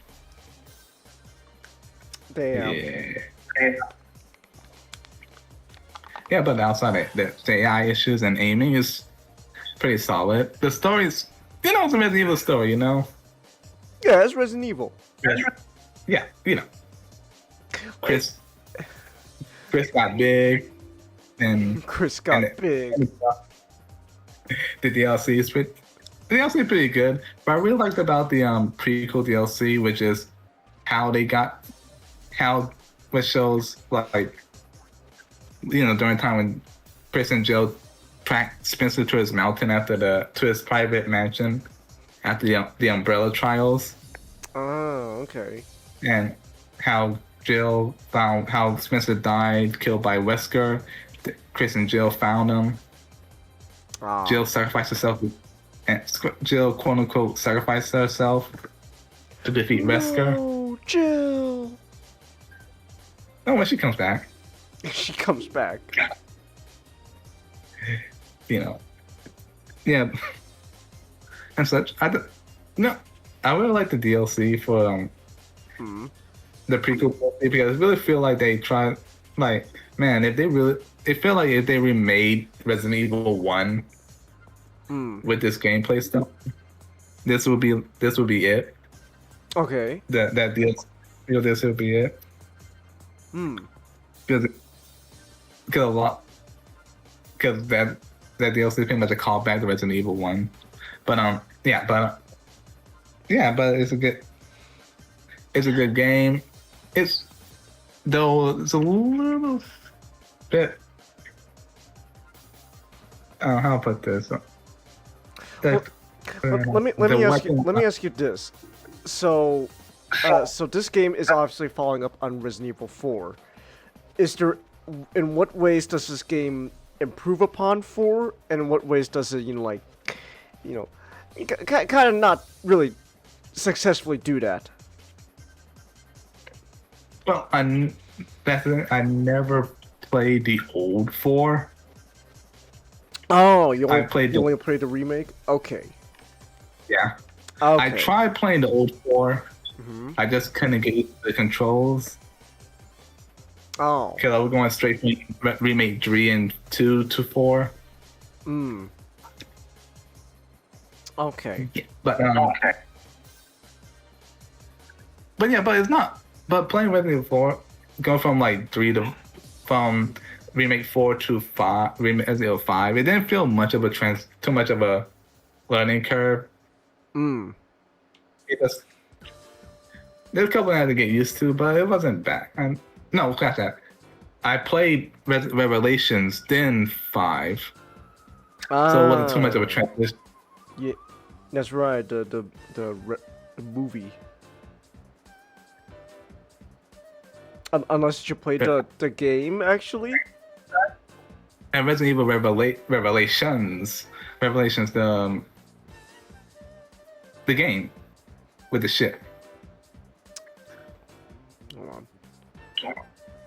Resident Evil Revelations. Oh yeah, that's right. It is a game. I'm stupid. Yeah. No. Yeah, but one day I find it kind of. Yeah, like I said, it's a really good game, and it also really connects to Resident Evil 4 because the Ouroboros virus is made using samples from the La Plagas parasite. Oh, okay. And and Wesker's plan for global saturation. Global saturation. All right, buddy. Complete global saturation. Complete global saturation. All right, Wesker, buddy. Okay. Yes. Yeah, because the Ouroboros will kill anyone not compatible with it, which is most of the population. Good job, Wesker. Woo! Awesome. I just can't. And Jill survives, and now she's been. Then I'm trying to think of a good comparison. And she's been Black Widow, not Black Widowed. She's Black Widow now? Yeah, she was given some super juice that give her enhanced abilities and mind control. What? She has mind control? Oh yeah, it turns out when she set up herself to defeat Wesker, she survived. They both survived, and Wesker experimented on her. Oh my goodness. And like when she RE5, and she's blonde now. I'm looking her up. Why is she blonde? I know.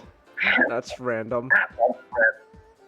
Yeah, I guess Wesker was like, you look better blonde. And how she got and attached that thing that's on her chest.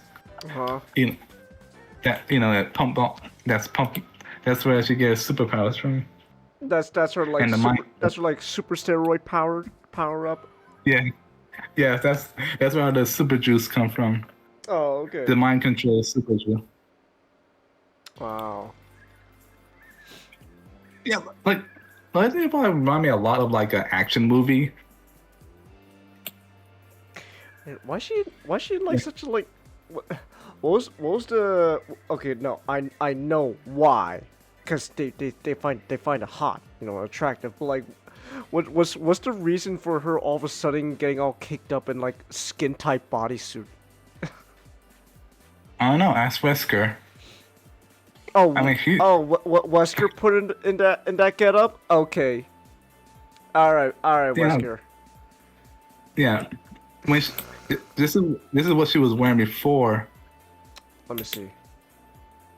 Before, like in the prequel DLC, before she made her sacrifice. Yeah, like that's like normal. Like ooh, all like geared up, tactical and all that, right? And then it's like but then like I'm talking about like the image. I'm talking about like the images I see where like she's got like the skin tight bodysuit and all that. It's like, what's Oh yeah, that's what I'm saying. That's what's her the before. point? Wesker, you want to tell us what the reason is for putting her in like skin type bodysuit that makes her all caked up? I don't know. I don't know. Whisker is a bit of a narcissist. If you're gonna work for me, you gotta look good to make me look good.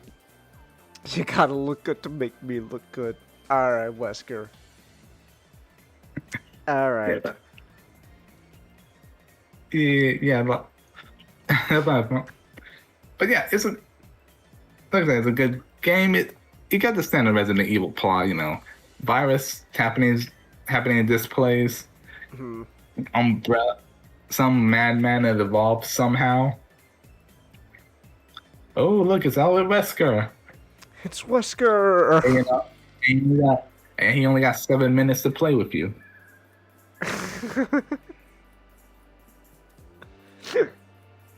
Yeah, but also like how like you find like the source of the virus in this game.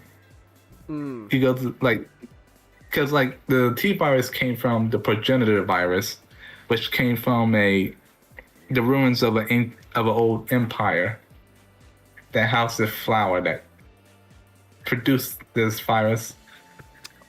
Okay. So it's like nice seeing that location, though the puzzles are a little annoying. Mm. Yeah, but listen, though, what kind of? Oh, it's like one that I know about the game. Kind of feel kind of, but that was at times kind of. what the hell happened? Oh, you alright? I don't know. I clicked. I must click something, and then I accidentally like. I don't know what happened. Either way, I couldn't talk. So, all right. Yeah, but it's a fun game. It's $10 on Steam. Oh, it's $10. Okay. No, and I'm double check real quick. Maybe that was I'm just double checking. Was that the sale? Yeah, I think I might be getting the sale price confused. No, it's $19.99 for the gold edition. Gold edition. What do I get out of gold? The DLC. Ah, okay. Wait, gold edition. Yeah, you get the Untold Stories DLC, which include the prequel deals, and what Jill and someone else did while you and Shiva was chasing Wesker. After you free her. Okay.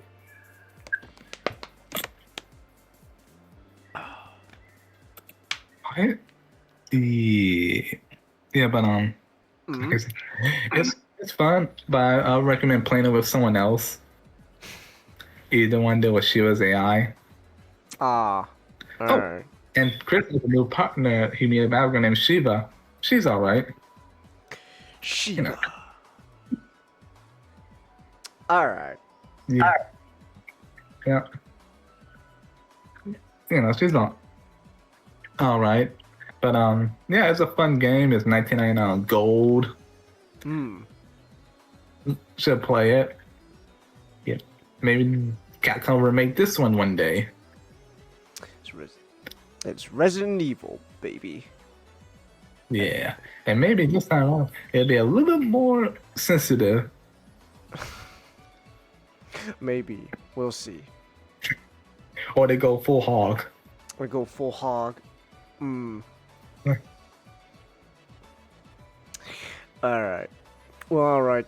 Thank you, Comet, for enlightening us about Resident Evil 5. Will you really be just skipping 6? I'm gonna give it one more go, but if I can't but if the game controls and play annoy me too much, I might just stop because it's already feeling disjointed. Because they try to explain everything through flashbacks. Flashback. Alright. Okay then. Well, hopefully, who knows? Maybe you'll have a better time. Probably not, but who knows? So, All right. Oh, maybe I can get 2 more people to suffer with me. Well, it is. Well, Resident Evil 6 is $20. I could cough up the dollars just to try it out for a bit. So, I don't know. Then again, it's probably not worth the $20. So, but don't worry. Hey, look, even if you do manage to complete Resident Evil 6 and like have a bad time with it, at least you'll have a better time with 7. Yep. So yeah. Alright, anyways. Speaking of... Well, okay, so Not's actually... Okay, so Not was originally supposed to have his topic next, but he had to bug out last minute. He had something coming up, so that's fine. It's all good, you know. Gosh, I can't believe it. My goodness, Not the last one would actually prioritize like his own personal responsibilities over, hopping on for a brief Discord call for a podcast. I can't believe him. You think you know a guy. You think you know a guy. And you think you know a show too. You think you know a show too, because I was initially having a fun time with the new Digimon show. Actually, I was actually like enjoying a bit, but I can tell though, it's not improving. Is it? Is Beatbreak improving? Changus, I haven't watched anything past the second core. Oh. Okay. We're entering the 4th core now. It started today, but these episodes made me put the show down for a bit. Oh, okay. Yeah, so previously on Beatbreak in the Tactics arc, Granite defected from Tactics after he realized that he was just lonely. He didn't have PTSD or anything. He was just lonely, and that's why he wanted to die. And then, people like, yes, PTSD, and like the episode on the mountain, like, no, I know what trauma is because I have it. He doesn't have it. And then the show is like, yeah, he doesn't have it. He's not traumatized or anything. He's just lonely. Just lonely. Hey, man. And Tomorrow was kidnapped by Grant. Grant's a little boy. He doesn't count. Oh, okay. He's like a young kid. Okay. And Tomorrow was kidnapped by Ginjo and Gokumon and taken to Clay's Coliseum. And then he leaked all the clients of the Coliseum, which then led to Clay being bountied, which then leads into the current episode. And it's really weird how Wong's not really that upset about having to bounty Clay, despite saying at the start of the arc that he needs all the 5 stars. Oh. For the Shangri-La project. What is the Shangri-La project? Mm-hmm. We don't find out in these episodes. Oh, okay. Yeah, Granite's 13. Ah, I see. But episode 22 is Defiance, which better translates to Rebellious Spirit. Because Defiance doesn't capture the nuance that the term is referring to disposition, not action. So just saying Defiance implies an action, but the Japanese term used for Rebellious Spirit's title is not referring to action. It's feelings. And this is a Hoshouruko episode, so it's her second episode, and we got Granite's second episode last time. Okay. And there's this picture that would constantly go around the green site in reference to Hoshouruko and Makoto's relationship. Makoto, I only wish for people to be happy. Christ, you're extremely effing selfish. Die. I am 10 years old. And it's basically their relationship. Wow. Okay. I'm a nice little kid. I'm a freaking asshole. Kill yourself. Okay. Yeah, despite being able to just travel the world really quickly through the mirror world, the gang are just resting in the middle of nowhere in an abandoned house because Granite and Lunamon are tired. Then Hotaruko shows up, and Kugamon hears something but ignores it and passes off his imagination because plot. Plot. It's like, there's a noise. It must have been my imagination. It's like, you're currently on the run. You should probably check it out first before deciding it was your imagination or not. Like, usually people, like, I hear a noise. Let me look around. Nothing. Must have been my imagination. Kugamon just doesn't even bother looking. It's not being the responsible adult in this family. But Hotaruko is there to kill Granite under orders of Naito for defecting. Okay. But Hotaruko is fine with letting children be cold-hearted and effectively killing them. And human trafficking, but she draws the line at killing someone she doesn't give a crap about. So I decides, like, I don't want to go through with this and kill Granite. But we find out when she received her orders, Clay ordered Naito to gather all of Tactics because they are now going to commit a coup against Wong. So, setting up gang. So, Tactics is a global organization, so they're all going to show up at one location for a big battle. And they're going to take on the World Union and, dispose Wong. And then Naito tells Hotaruko that if she fails in her mission, if Tactics fails in their mission, she won't be able to come and research and support her family. And then Naito goes off to fight Clay for personal reasons. I see. And that's because Clay says Kyo is perfect, and Naito's like, well, I need to prove that I'm better than Kyo because I really like Clay. Okay. For some... why... it's never explained in the show, but Naito was a mercenary and he was saved by Clay, so he feels indebted to him. Now, just ignore that because it's not in the show. And if it's not in the show, it's not in the show, which is a reoccurring theme I've found with Beatbreak. Okay. But of course, Hotaruko and Shakamon try to drown Granite, and he just doesn't really react like someone who's drowning. Like, if someone puts water on your face, generally you wake up.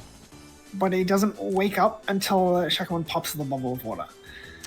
And Makoto's like, oh, Hotaruko, what are you doing here? Like, Makoto, you just saw her trying to drown someone. Why are you not freaking out?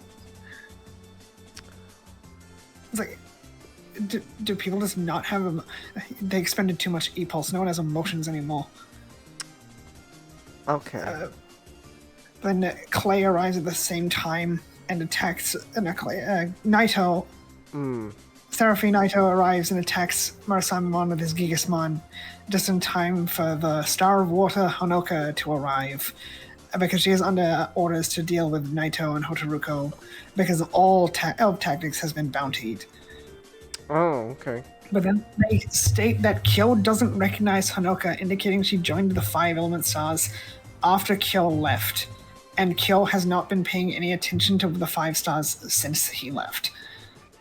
All right. And I don't know why they did that, because Honoka talks about Genjo in episode 13, saying that he was just brought to replace Kyo, indicating she was there when Kyo was there, but she wasn't, and meaning she came up with an opinion she couldn't possibly have formed on her own, that Genjo was only going to replace Kyo. And Kaito doesn't seem like someone who would feed her that opinion.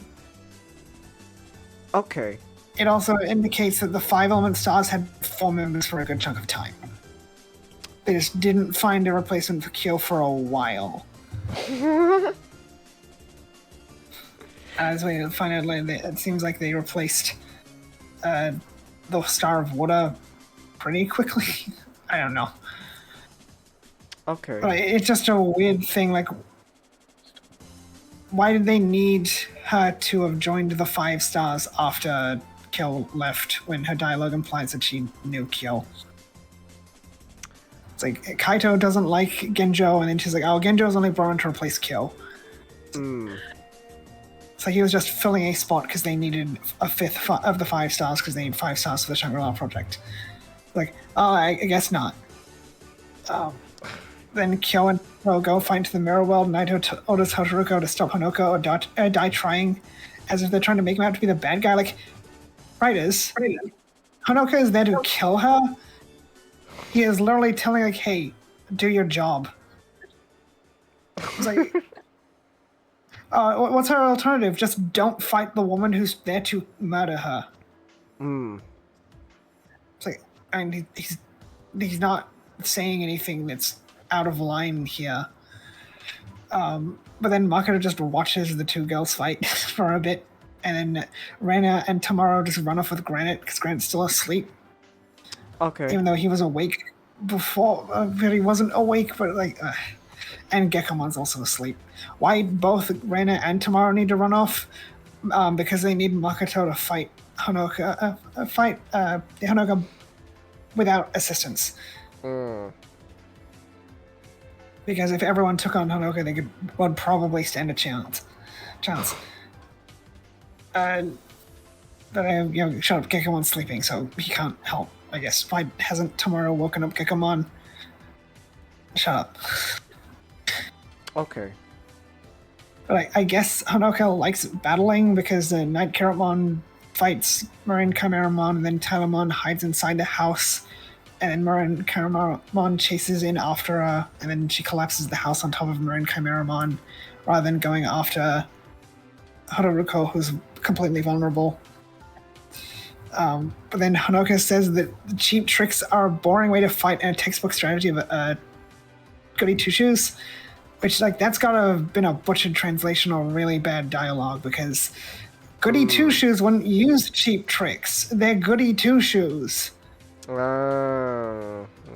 That makes no sense. Yeah. And then it's time for an exposition dump on Todoroki's backstory with a bunch of flashbacks. She was bullied for being poor.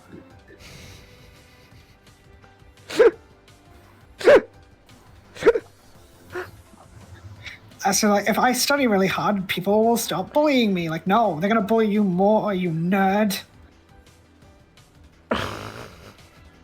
This is Japan. They're not gonna stop. They're not gonna stop.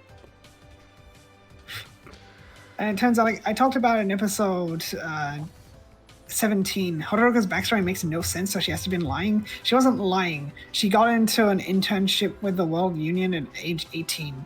So not only in this post-Kano Island incident Japan can you skip school years, but she would have had to have skipped college. Okay. So you finish school when you're 18 turning 19 in Japan. And then let's just say she took a short college course, like 3 years. She skipped like 4 years of education at the very least. Okay. Maybe even 5. I was like, why does she have to be an 18-year-old?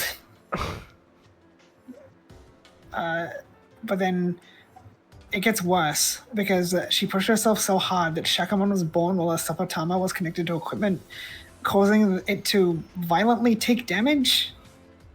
Which is like, well, we've seen several Digimon be born and there's no expulsion of energy. So why did it affect the equipment? Like, oh, because the equipment was plugged in. Like, well, then the energy would be expelled from the Sapatama when the Digimon's born and people would get injured. Unlike Hotoruko, who was not damaged despite being exposed to an explosion strong enough to take out windows. Okay. So it's just, for plot contrivances, the equipment was damaged. Like, couldn't they have just had Shakamon be born and then damage the equipment?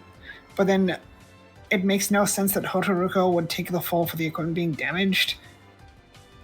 Because people don't know Digimon exist. Alright. It's like, how would you pin the blame on this? Like, oh, the technology malfunctioned. You can't blame someone for a malfunction and then force them to pay for the equipment. That's just not how it works. Like, she was a freaking intern. Like, she got kicked out of college. Like, why? Alright. But it's like, I talked about it in episode 17. We find out the story is true. And I said, if it is true, Hotoroko should despise Shakomon for ruining her life. And they should have a very transactional relationship. Like, you work for me because you owe me because you ruined my life. But they don't have a relationship like almost everyone in this show. Oh. This show is supposed to be about Digimon being mirrors to their partners. And I guess they succeed because no one has any character. If they're not one of the main characters, they don't have character. And then Hodoroko's an asshole, and Shakomon exists. Okay. Which is effectively how a lot of the Digimon are in this show. They just exist, which is a major downgrade from Ghost Game. Where I was like, here's this character, here's their Digimon. Their Digimon is also a character. Huh. Then Hodoroko started working for Clay for some reason, because Clay took on the Clay Foundation took on her debts in exchange for her being a cleaner. So somehow she found out what a cleaner was and didn't just give up Shakomon immediately, because if you don't give up your Digimon and become a cleaner, you get bountied. So Clay got to her before the World Union and then convinced her to become a cleaner. But then it's like Clay is feeding her, providing her uniforms, providing her lodging, and providing her enough money to send back to her family to support them financially. This man was not making money off her being a cleaner. Alright. He was never going to make a profit off that. Like, he just essentially took on a young girl's debt as a charity case, and he's supposed to be the bad guy for it. I see. They were not thinking this through. Alright. Like Shakomon says, like, we can endure any ocean, no matter how dark or how cold. Like, you two do not have a relationship. You exist to attack things when Hotoroko tells you to. And everything that Hotoroko despises Makoto, like, he doesn't make the hard decisions, which is not killing Digimon, I guess, which is explicitly his goal. And choosing not to kill Digimon is the hard decision, because it means it's harder to get by. They only get half a bounty for not deleting the Digimon. So it's a lot easier just to kill a Digimon and collect the money. And she's like, oh, you rely on your friends. Like, when has Makoto ever relied on his friends? They all work as a team. It's like, she didn't meet Makoto before he got Night Kirotmon. Like, by the time they met, Night Kirotmon was fighting side by side with everyone else. And Hodoroko thinks she's better than Makoto because of her harder life, even though Makoto arguably has a worse life than she does currently. She lives in a nice building. Makoto lives in a shipping container, or a bunch of shipping containers. They don't even have a normal TV. The TV is broken. Your TV's broken. And like, the stuff is more in line with what she should think, because the stuff she said in episode 17 was nonsense. But you can't have her say the stuff she said in episode 17 and then have her say the stuff she says in episode 22, because that's her doing a complete 180 on why she despises Makoto. I hate you for these reasons. No, I hate you for these completely different reasons. Ah, I see. But then she also believes independence is the best way, despite being dependent on Shakomon to be a cleaner. And it's like, okay, why does she think independence is the best way to do things? And like, she didn't have any bad experiences with relying on others. In fact, her family relies on her. So the idea that you should be independent when you are supporting your family doesn't make sense, because you're not letting your family be independent, despite them insisting, stop sending money to us, we're fine. alright. And people talk about, like, people sort of psychoanalyze her character, but like, it's not in the show. She has a massive ego. That's why she keeps supporting her family, because she wants to be important. But that's not what the show is saying. I wish that's what her character was like, but that's not what her character is like. They make it out she's afraid to be vulnerable and rely on others. It's not an ego thing.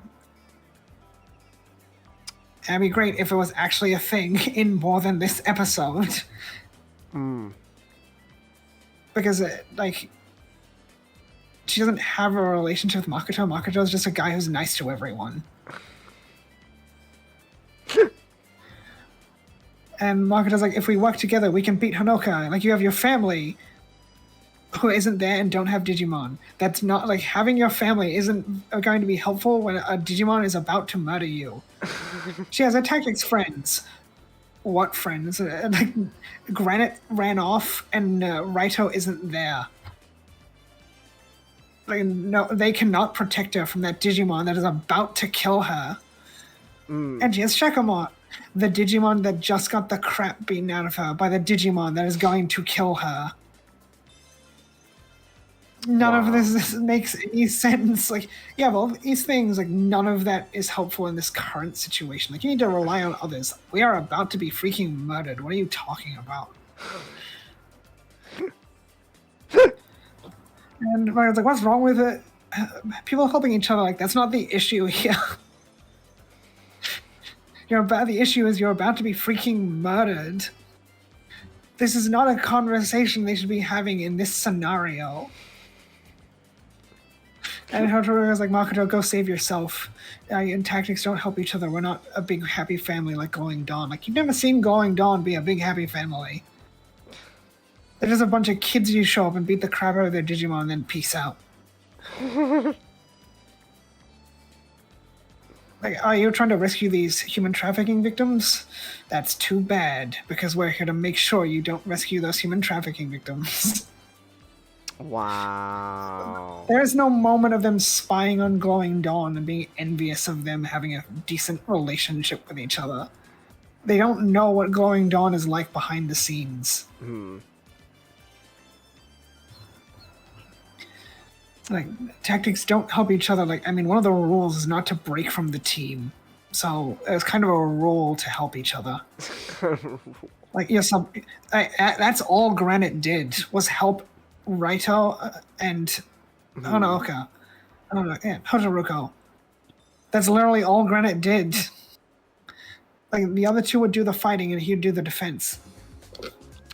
No, they don't help each other. That's not how they They were- roll. They were a pretty effective team up until the human trafficking episode where they got split up. Human trafficking. And Honoka's like, all right, I'm going to kill you guys now because this is boring. And then Teal, Ludamon, Amalazamon, and Wolfmon decide to show up. Because plot, which is also why they left. They left because plot, and now they're back because plot. Okay. And Granite's like, I don't know why Hotaruka's like, why'd you come back? And like, I don't know. But I think I'm growing a conscience. Whoa. I wouldn't sleep well if you died. Like, congratulations, Granite. You're discovering you're growing a conscience. Wow. And then it's like, we'll help you fight off Honoka. And then a big battle ensues. Just kidding. This is Digimon Beatbreak, mother effers. Honoka just begins sneezing. I was like, ew, I'm allergic to youth drama. Bye. Oh, okay. She just leaves. Like, she sounds like melodrama, but I saw someone point out I'm not bothering digging through the Green Site archives. But I think the proper translation is like youth drama or something. Alright. So she just leaves. Realistically, they should not be able to take on a 5-star. 5-star is supposed to be like top tier, perfect level Digimon tamer. So because they can't realistically beat her in a fight, she just leaves. Despite being under orders to kill Hotaruko. Okay.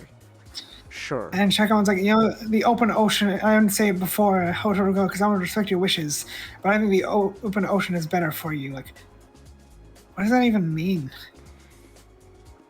It's like, I think freedom is better than trudging through the difficult situations. Like, I'll always be with you, Hotaruko, like, as if that was ever in question. You kind of need her to not starve to death. Like, this isn't a thing where Digimon can just go and live on their own. You're gonna eat humans or you will die.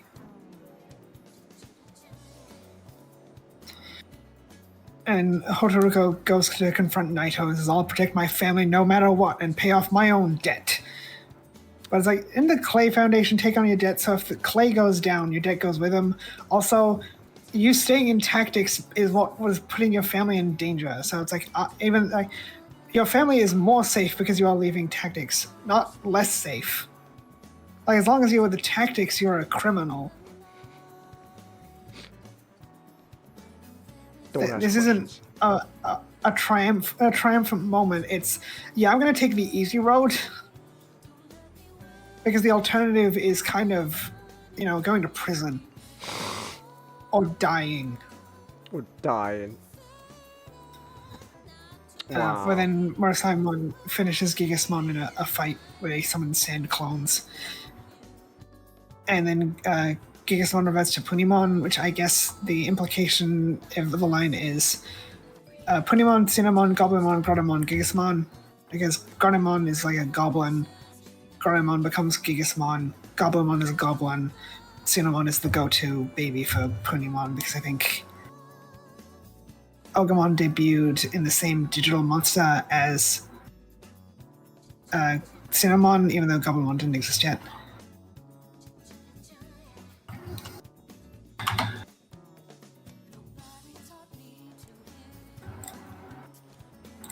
Oh, what?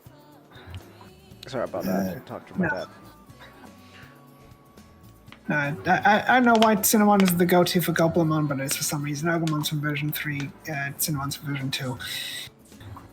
But yeah, I guess the implication is Gigasmon.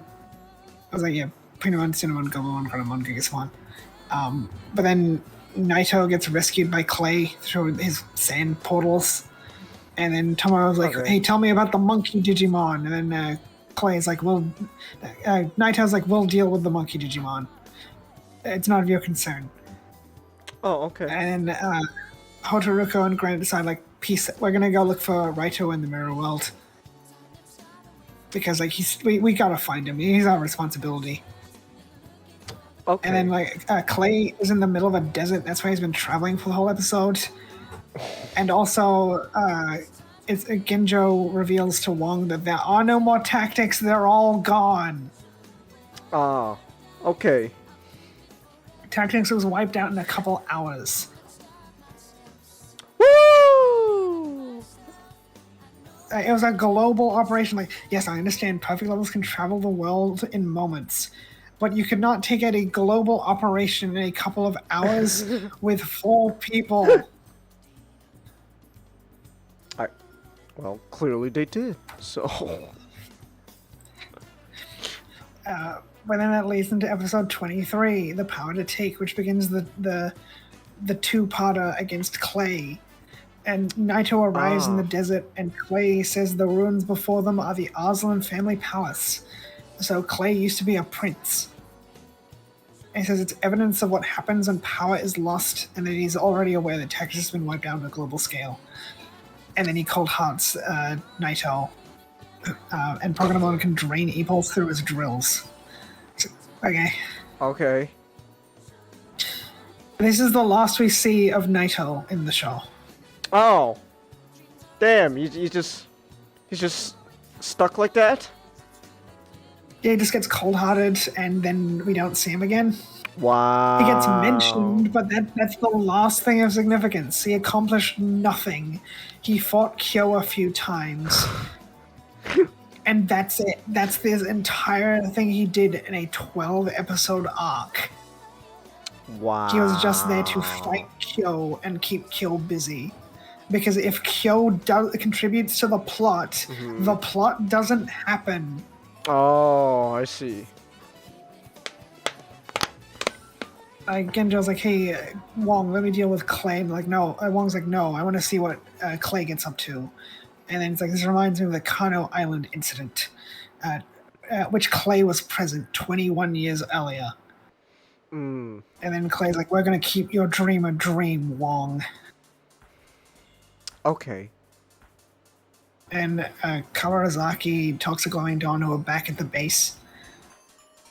And he's like, we need you to go rescue those cold-hearted Colosseum victims from Clay's Colosseum, because you're the only ones who can get there, apparently. And Gekomon almost spills that they're sheltering baby Digimon because, like, hey, where's Kyo? Like, oh, he's taking Punimon to shut up Gekomon. And then Raito is still at the Coliseum, so I guess he's just been sulking for like a day, sitting in the one place, and Kinemon is still alive. Like, is Kinemon just passively nibbling on him every now and again? Just not giving his Digimon back his Sapotama. But then Gran and Hodoriko show up.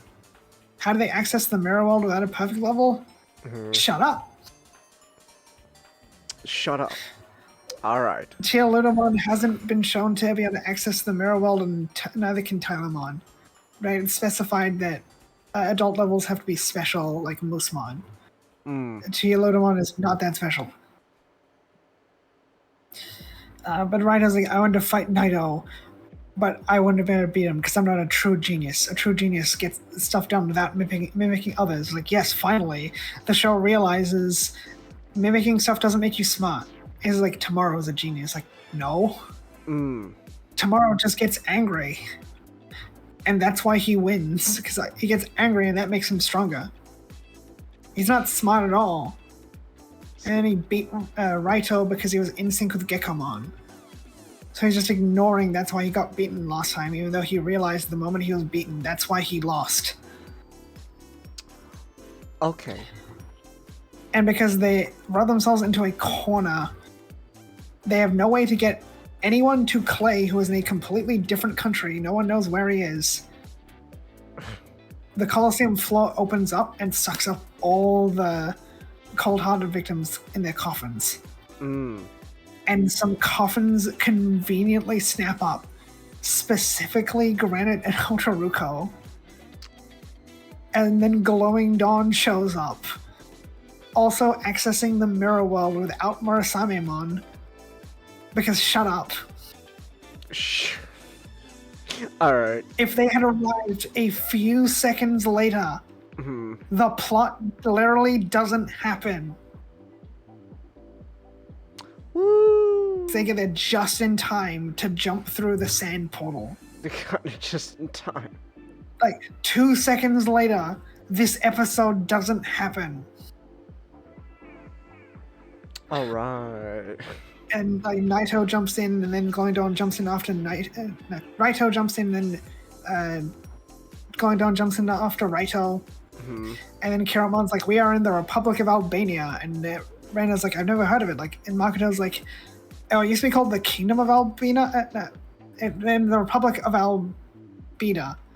And then Makoto's like, it used to be the Kingdom of Albina, as if that helps at all. I see. I've never heard of the Republic of Albina. Oh, it used to be the Kingdom of Albina. If that would have helped, they would have said, I thought it was Albina was a kingdom. I've never heard of it. But then Makoto is like, oh, it collapsed over 20 years ago following a civilian uprising concerning rare earth mining rights. And I wonder, like, they mean rare earth minerals? Or but they keep saying rare earth mining. Now, this is Crunchyroll subs, so it could possibly be a mistake, because Crunchyroll's repeatedly made the same mistakes with subbing. You know, like, on separate occasions, translating Urisu as vaccine. Not virus. Vaccine is Rakuten. Not one character in those two words are the same. The closest is the first one, which Wa has one extra stroke.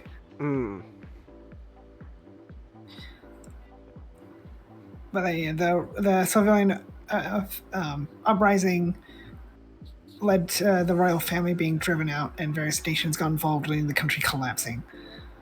But then Clay is waiting in the mirror world for Kyo, who then brings Kyo to Albina, and then just reiterates what Makoto said, but with more details. Because repetition is always nice. And it says, I was actually toppled by international conglomerates seeking to control the rare earth production by establishing a puppet government. Okay. And Claire's like, to survive in this world, one must have greater power than any other. And that Japan was not flooded by a mega earthquake, but by a Digimon created by Chairman Wong. Okay. So like, Claire's like, yeah, you believe World Union propaganda that Wong spread. It was not a natural disaster, it was a Digimon. Because he was there when it happened. Because a company that predated the World Union was gathering up refugees for to study emotional pulse, which is what EPulse stands for. So now the E in EPulse is emotional. And they were using refugees of all genders and races. And I'm like, hold on, pause. Clay, are you saying Wong is a race realist? Disavow. Disavow. Shouldn't it be just getting everyone from a variety of backgrounds? Because just because someone is of the same race doesn't mean they're going to be like someone of the same race raised in a completely different environment. Environment is a big factor. And genetics is a factor, not on racial lines, mind you. I mean, like, what do you inherit from your parents? But then the environment you're raised in is also a big factor. It's like some people, like, you know, they're like this, then they get out of their environment and they're better. And there's my family, where it's like, yeah, nature is definitely a big factor. It's like, my brother's a freaking asshole. I am nothing like him. We were raised in the same environment. It's okay to wish that people are dead. I call my sister a hypocrite and a cow because she is, and he gives me the freaking uncanny Mr. Invincible stare.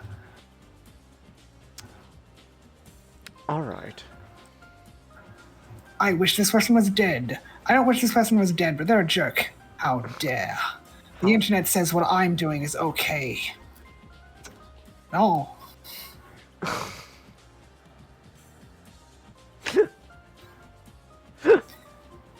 We all get intrusive thoughts from time to time, but you don't go onto the internet to say, you know what, I don't want these thoughts to be intrusive. I want them to be conscious all the time.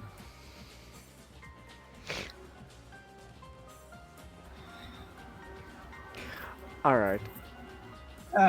This is, of course, when Clay met his Cinerizamon, because Prognomon's from Liberator, it follows the Liberator line. Cinerizamon, Landramon, Prognomon. And Cinerizamon says that Clay has an exceptional e-pulse and he will help him. And this is the most character they get. They have no relationship, as expected. Okay. And then we find out that Wong used to work with a guy called Dr. Tenma, who is obviously Tomoru's grandfather. But that's all we get on him at the moment. But the Digimon in the facility on Kano Island cold-hearted everyone except a handful of refugees who escaped. Mm-hmm. And their fighting over E-Pulse caused them to fuse into a big Digimon, which then destroyed the island and died. Alright.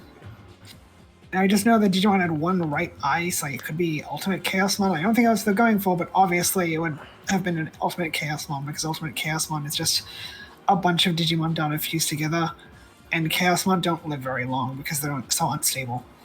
Also, the digital world literally kills them for existing. Oh, It's okay. like, sorry, you're not allowed to exist. Die. You're too dangerous to be left alive. But Wong's like, oh, that godlike power, I must have it. But my takeaway from this is, I thought there was no digital world when this series started. I thought later maybe there was a digital world, because that's what happened to Kano Island, but we get confirmation Kano Island was destroyed by Digimon, so I think there is no digital world still. And it's probably going to end with the mirror world itself becoming the digital world. And I was thinking, rewatching this episode for the second time, Rewatching it for the first time, watching it the second time. People have been theorizing Tsukiyomi-mon could be a thing for this show.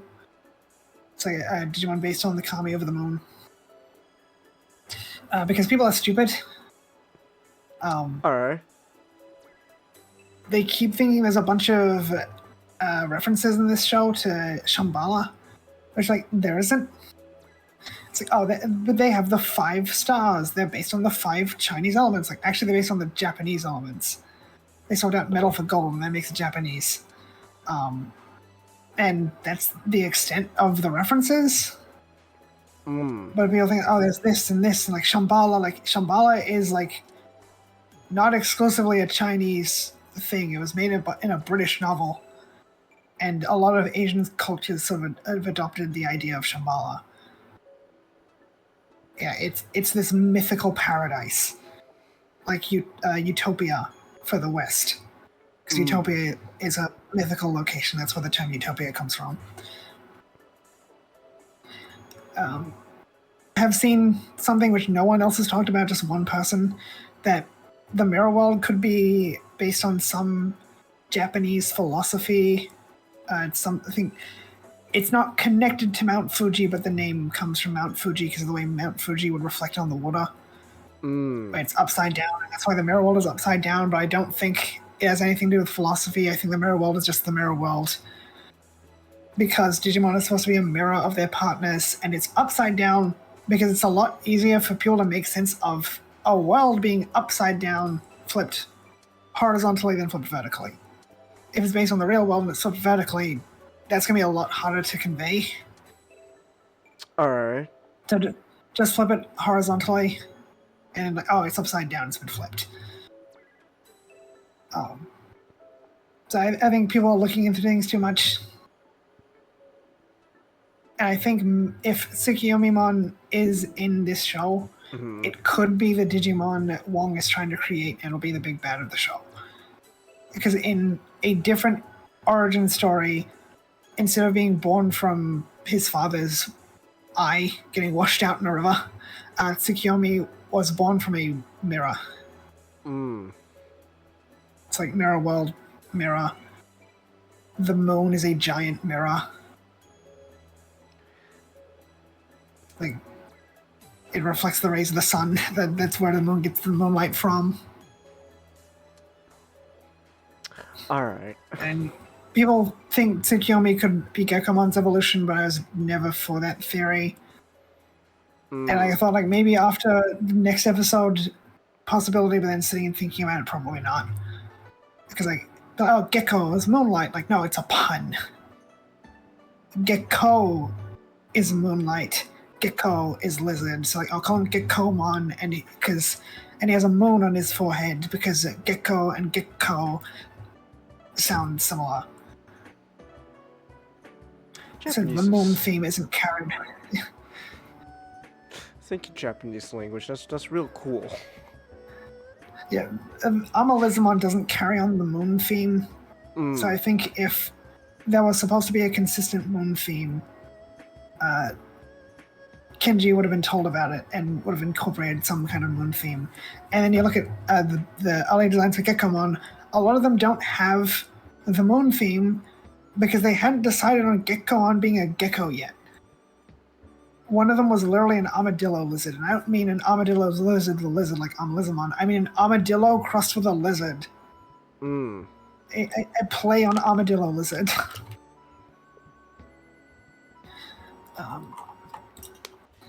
But then, anyway, back to the story. Clay says those who reach the pinnacle of authority seek ultimate power, which, like, I guess that's social commentary, but not like in them actually trying to make social commentary thing. It's like, yeah, this is true. So Clay needs to get power so he can stop Wong, because Wong wants ultimate power. So, and Clay doesn't want the world to be destroyed, which is what Wong is going to do whether he wants it or not.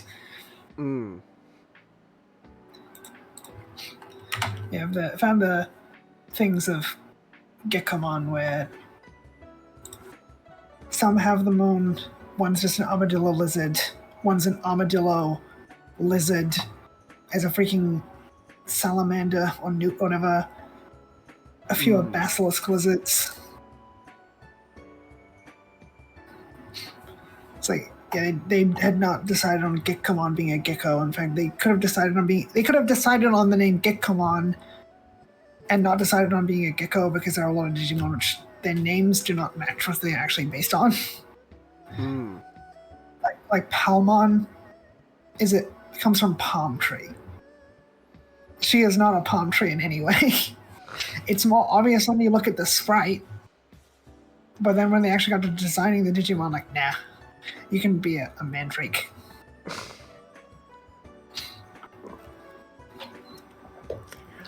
Then Clay reveals that the Colosseum and even Tactics were just assembled so he could get a bunch of E-Pulse to feed into the subatoma fakes inside of Prognomon, so Prognomon could evolve to his ultimate level, Pyramidimon, following the Liberator line. Which is like, so I was concerned about them having Prognomon was Liberator was still running when this happened, and they just followed the Liberator line 1-to-1.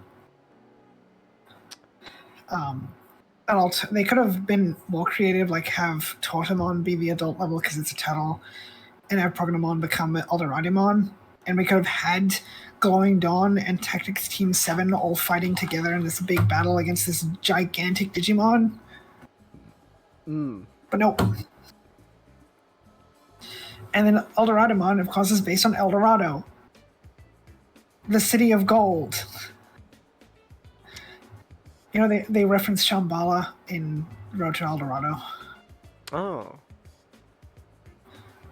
It's in the Trail That We Blaze song. So they're like, no, let's just go with Pyramidimon, because why not? Like, Eldoradimon's covered in big rocks and stuff, so it still carries the Earth theme. Like, there's nothing earthy about Prognomon until it starts shooting sand.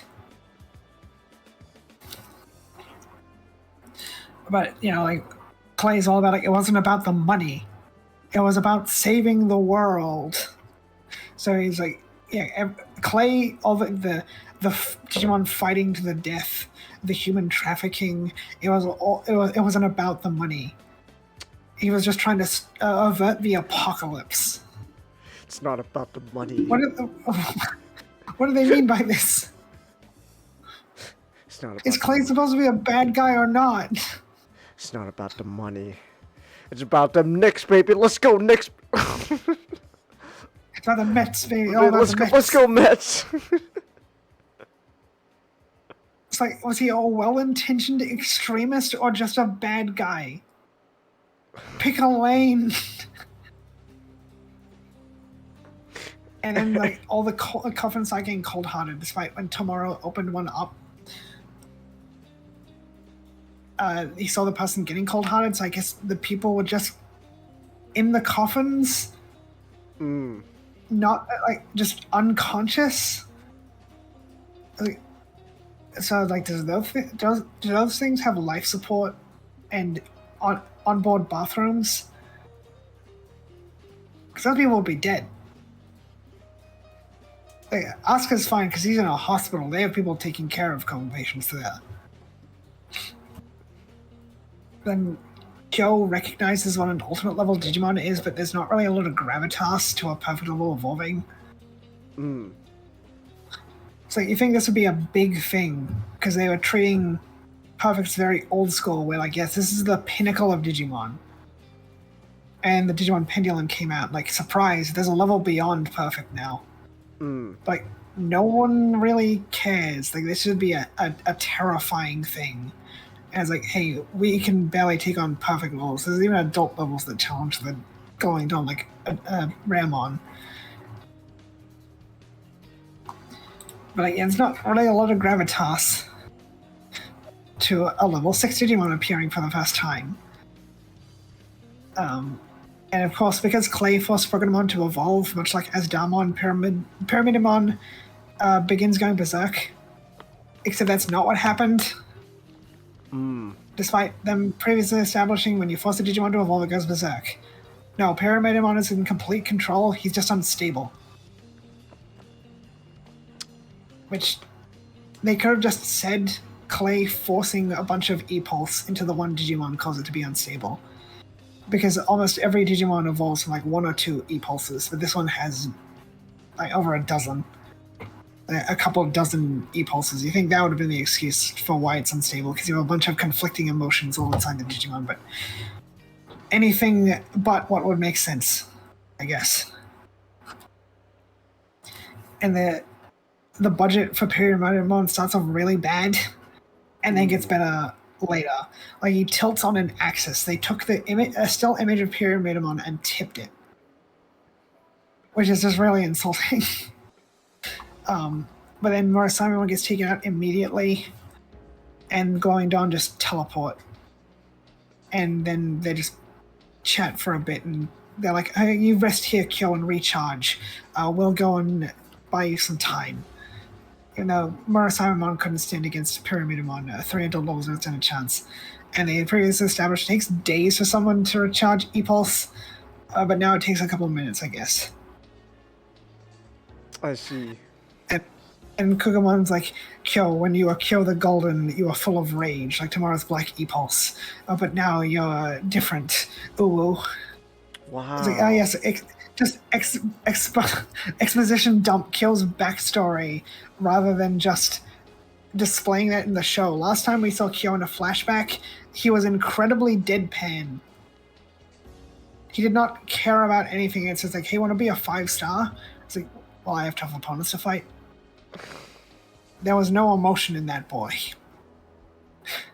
And like, now your E-Pulse gives off multiple colors, the colors of your family. It's like, it literally has not displayed any more than the one color.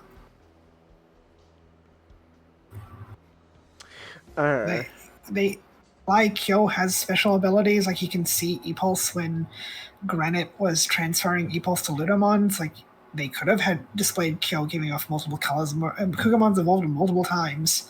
But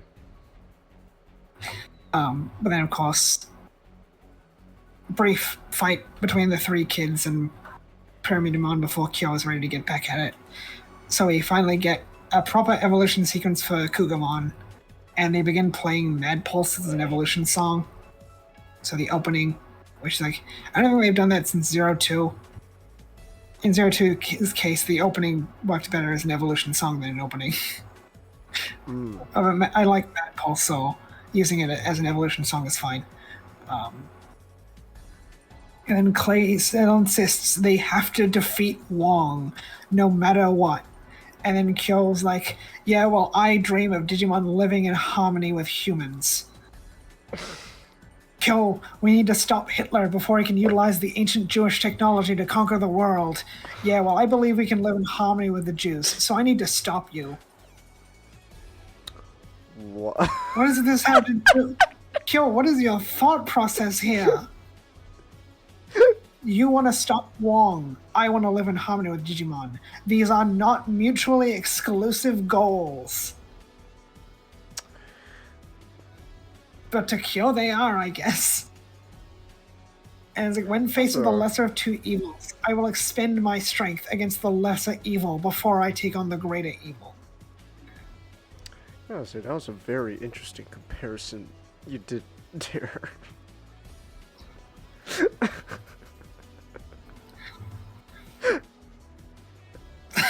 Like, it just makes no sense. This guy wants to wipe out Digimon and use the survivors for to gain power.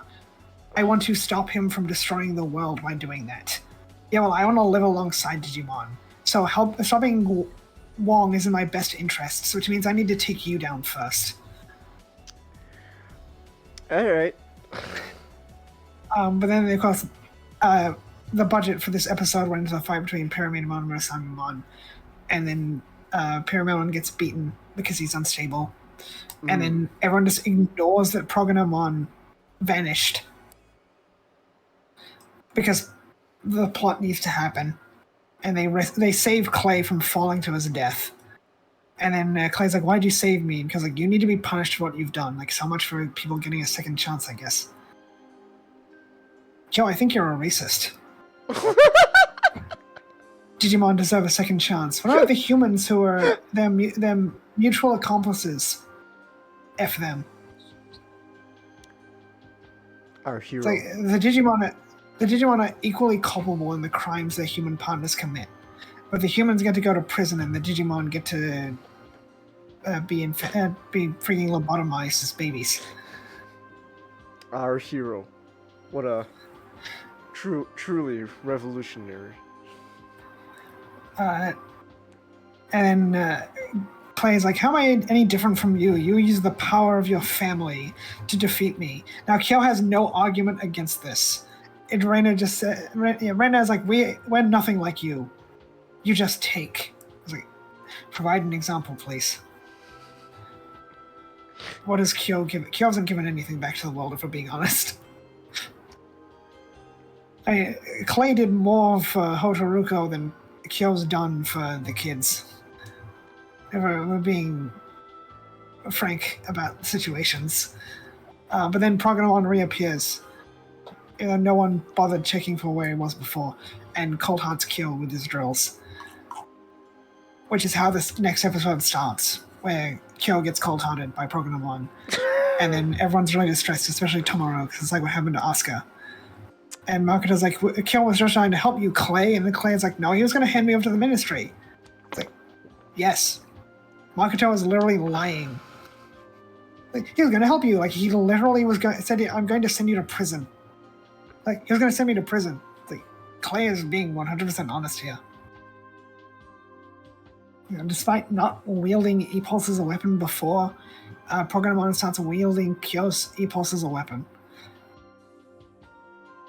And because Rena is not allowed to accomplish anything in this show, she throws herself at Clay, who then throws her at Prognomon and gets cold-hearted.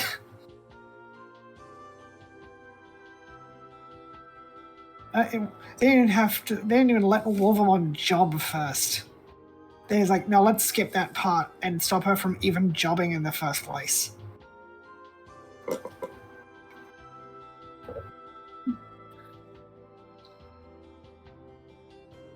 And then Amelizamon goes to attack Prognomon, and then Night Kirotmon grabs him and stops him from attacking because he might damage Kyowa and Rena's E-Pulse. They're going to ignore this later. And like, we don't need them stating that he has Kyo and Rena's E-Pulse when Clay already pointed that out just a couple scenes before. But then through really weird cuts and camera angles which don't make any sense, Prognomon just flicks Makoto with his tail from underground, and then Cold Heart's Makoto as well. We are 4 minutes into this episode, and everyone but Tomorrow has been taken out of the fight. Because God forbid this family work together towards a common goal, and the protagonist doesn't get all the spotlight. And people say, like, oh, they get to do things differently in Beatbreak because they're not advertising toys. Yet they're still doing protagonism worse than Ghost Game and Adventure 2020. Yeah, the kids did stuff that wasn't important stuff all the time. They put the kids into a situation where they literally are not capable of doing anything because they've been cold-hearted. And Clay goes on a monologue about haves and have-nots, and he get flashbacks to when he worked as a mercenary with his Landramon. And I was like, Clay is generally traumatized from what happened to his home country. So that's why he believes in the whole haves and has-nots, and why it's important to have power because of the traumatic experience he survived. But the show doesn't really explore that as expected. And of course, Tomorrow gets the black emotion E-Pulse power up, and Tomorrow starts cold-hearting himself again, like he did in the Scorpiomon episode.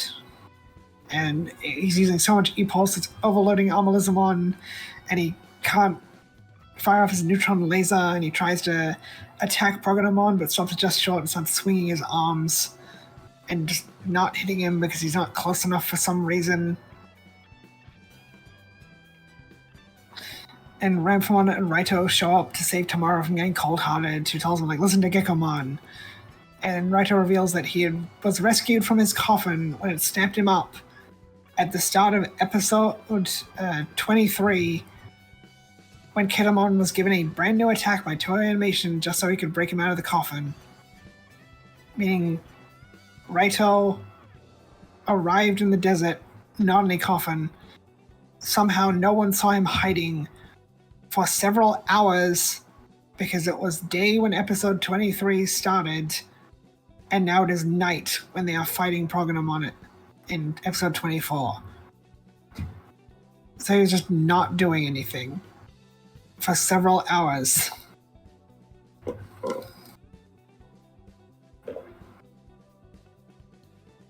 And Raito talks about what he learned from Tomorrow about overlapping emotions and decides to fight Clay so Tomorrow can go and talk with Gekomon as though Tomorrow and Gekomon just had a falling out.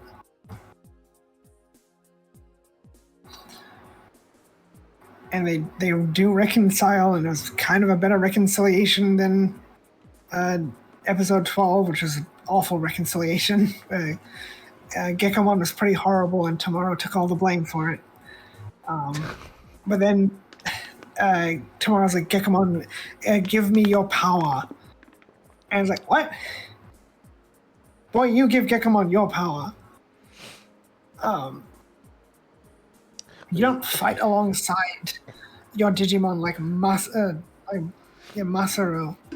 does in Digimon Sabers. Okay, come on, we're gonna need to create a spirit bomb. Lend me some of your strength. And Gekomon's like, power's not given or lent or given, it's combined, which is a line ripped wholesale from a much better show.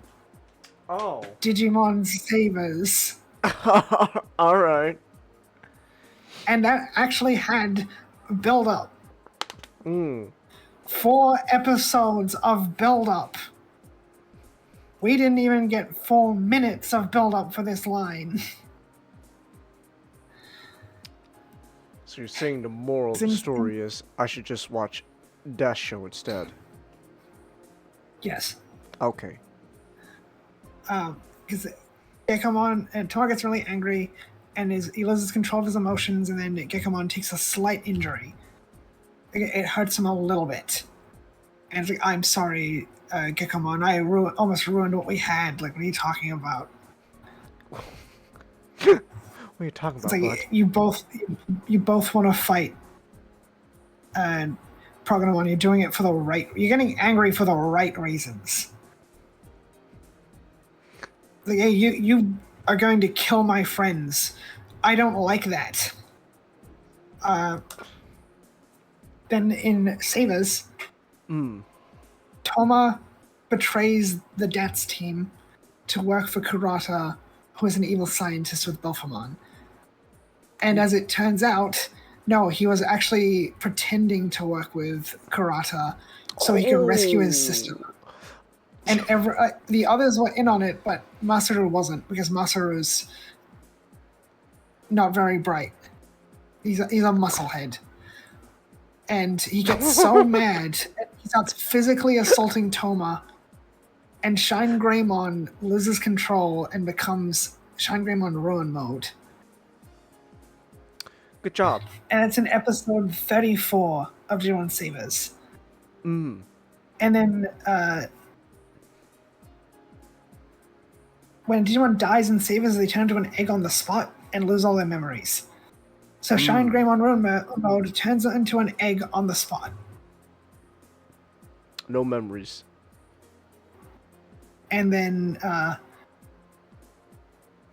the egg hatches in episode 35.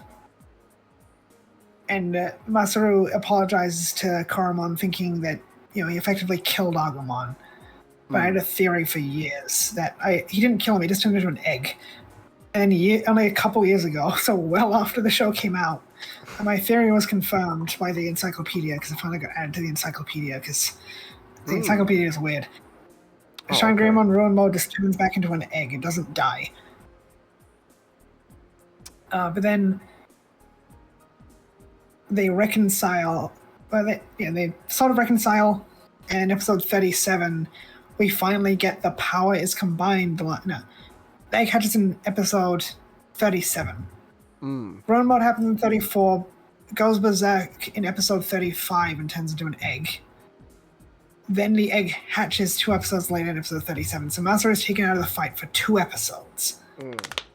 Then in episode 38, Shine Greymon and Masaru have a bit of dialogue where Masaru desperately wants to fight Belphemon because Belphemon's really dangerous. And Masaru fights alongside Shine Greymon. He doesn't sit on the sidelines. Because fighting is what gets his Digisoul up, because Digisoul has emotions. Can you tell these 2 shows are written by the same lead writer? What happened then? Episodes themselves aren't written by the lead writer, which a lot of people don't understand. The lead writer handles the overarching stuff, and then the episodes themselves are handled by individual people who are different from the lead writer. Okay. So the concepts and things comes from the lead writer. But there's a lot of gravitas in the Savers line because they're having a dialogue. It's a back and forth between Shine Greymon and Masaru. Because Masaru is like, Shine Greymon, give me the power to save the world. And Masaru is like, that's not how it works, Anarchy. And like, you're right, Shine Greymon. Power is not given or lent. It's combined. Masaru already knows this. Shine Greymon is reminding him that he knows this, and Masaru expresses that he knows it. And this is 38 episodes of build-up to this relationship. And they are partners. This is just Gekomon talking at Tomorrow about something that is not reflective of their relationship. Tomorrow was briefly angry for a few moments and regretted it for even less time than he was angry. Wow. Okay. Masaru was briefly angry and spent several episodes regretting it. And then we just remember Tomorrow used to jam out with his brother. I was like, okay. My brother likes it when I play the drums. Oh, okay. Good for you, Tomorrow. And so Gekomon Warp evolves to Monarch Lizamon, which is his level 5. And they start playing Edge of Limit for the 2nd time. I can't wait to hear this show 2 more times. Hear this song 2 more times while this show is over. Because God forbid we have a decent insert. God forbid they use insert songs the way it's supposed to use insert songs. It's like every season except some of them use insert songs properly. And then this show's like, nah, let's not use an insert song the way you're supposed to use an insert song. We just don't use music. Just don't. Like, it's a music themed season. It's not a music themed season. I don't know why everyone keeps saying that. We thought that before the show started. When the show started, and we realized it's not a music themed season. Cross Wars is a music themed season, and that made it very clear through all the music they used and all the character designs. So many headphones. Shoutmon has headphones. Greymon has headphones. Dorolumon has headphones. Sparrowmon has headphones. It's a lot of headphones. Ballistamon's a speaker. Shoutmon literally wields a microphone as a weapon. And they do so many songs. We Are Cross Heart. We Are Cross Heart version Cross 7. Cross 4B The Guardian. A bunch of other ones. A bunch of other ones. And Monarch Lizamon is a Digimon, alright. I see this like, yeah, that's not a Kenji Watanabe design. Because Kenji said he only designed the characters from the first core, or first arc. So, Gekomon, Priscimon, Carrotmon, their immediate evolutions, Kugamon, Murasanmon. So like Rampamon, Asdamon, Monoclissamon were designed by other people. And it's very toyetic, and not in the sense of this is supposed to be a toy, this looks like an old toy. It looks like Mechagodzilla. Yeah.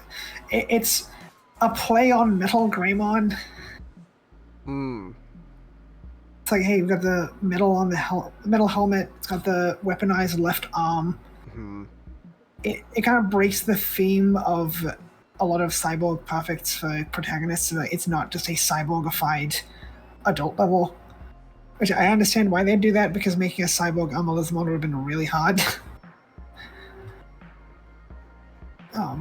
Like, I don't love the design, even with time to sit on it. You don't. Like, You don't like Mechagodzilla? it's okay. I mean, we have other Mechagodzilla Digimon that I like more. Ah, alright. You'll never be him. Insert Rustyrannamon. But I don't mind Styracommon from Liberator, because like it has its own thing going on for it. I know of not going to be anything like Medusamon, but like this is just, it just feels off. Holy shit, Rustyrannon's got a fucking banger design. Oh my god. Yeah, it's early design was just straight up Godzilla, a Mechagodzilla. It's a collaborative design between Kenji Watanabe and Asmaria. Asmaria misses more than he hits, but when he hits, which is like Gatomon and Rustyrannamon. Why you got the Metal Gear like giant gun on his back? I don't know. Technically, they're two guns, but nothing depicts them splitting like they're supposed to. Oh, okay. He also is supposed to have missiles in his shoulders, but nothing it depicts them as opening up. Ah. Damn, what a banger design. Damn. But the crescent moon on Monoclissamon's head has made people think of Date Masune. I think he's going to become a samurai because of this one specific samurai with a crescent moon on his helmet, which I don't think crescent moons are that uncommon to depict on samurai, because freaking Zanbamon also has a crescent moon. Also, the guy they're referencing, his crescent moon is horizontal. It's on the x-axis, not like Monoclissamon's z-axis. Which is it's just supposed to represent Geckomon's crescent moon, because it warps directly from Geckomon in its debut.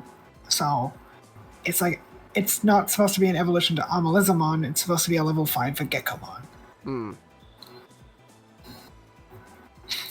So that's why like, it's green and pink again instead of pink and green.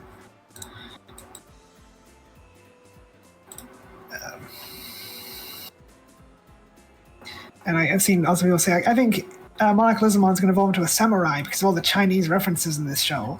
Like, yes, the samurai, famous for coming from China. China. Well, yes, SGD. You know, the Chinese samurai were very, very popular. Chica.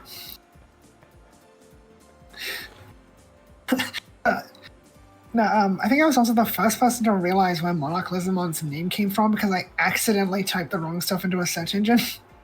I was a little distracted. So I think I typed in Monarch Gecko. When I was trying to type in, I meant to type in Monarch Lizard. So the name comes from the Monarch Gecko, Gecko Monarchus.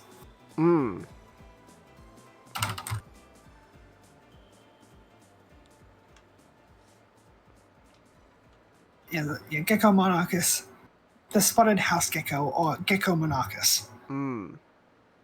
So I'd be like, what? I think it's Monarch because of this. Like, it's Monarch because Gecko Monarchus, because the scientific name for gecko is Gekko, like Gekkomon. You know, Gekomon has an elongated O, but also Japanese spelled Gekko, Gekko.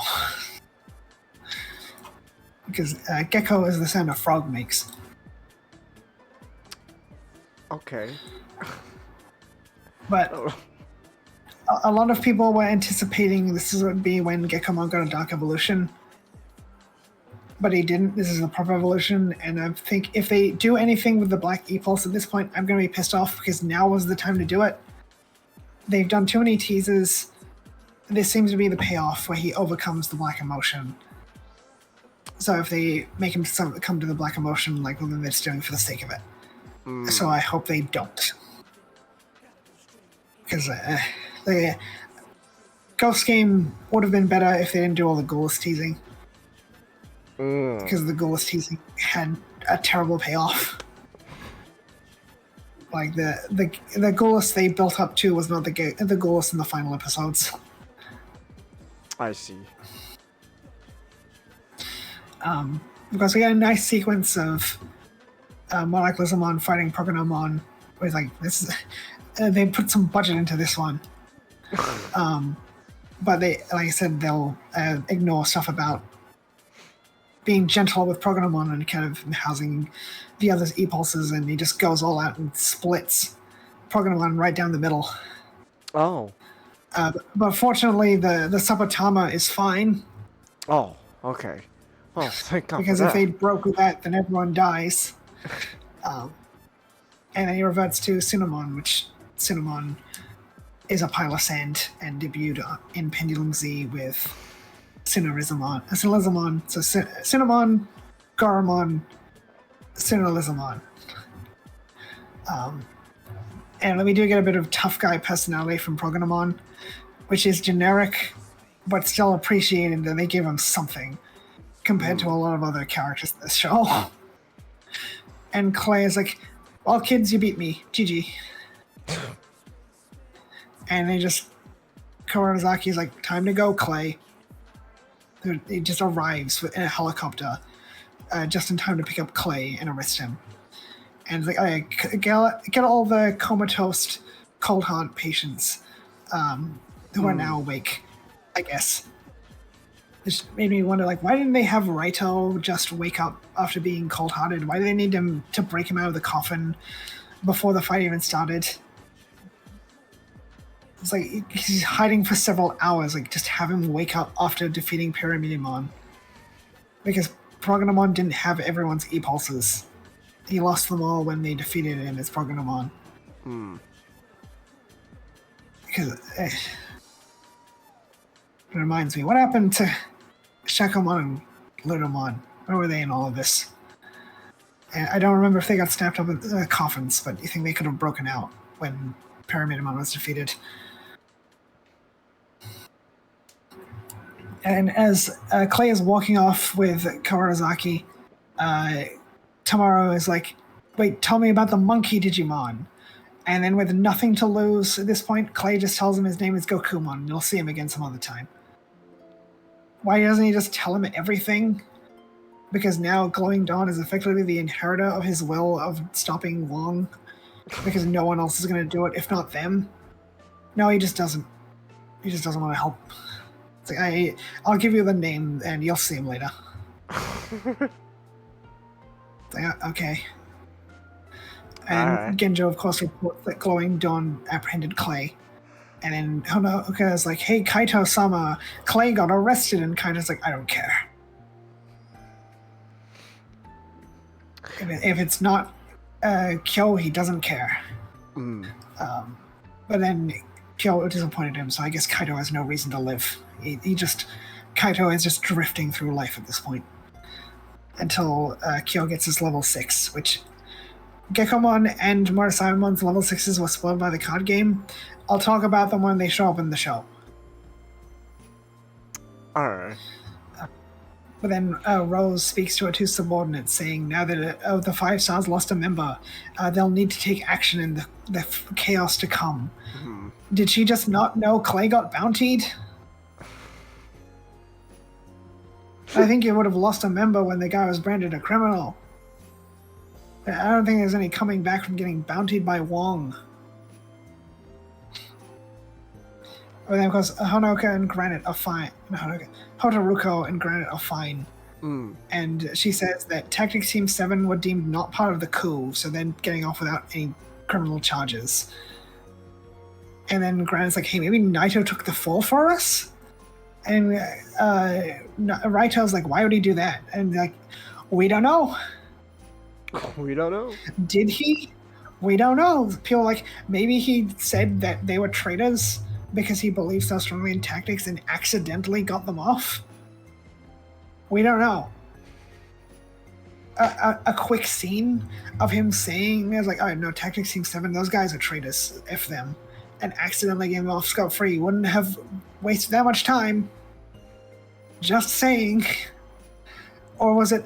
I realized beating the crap out of these children while I tie them to a chair.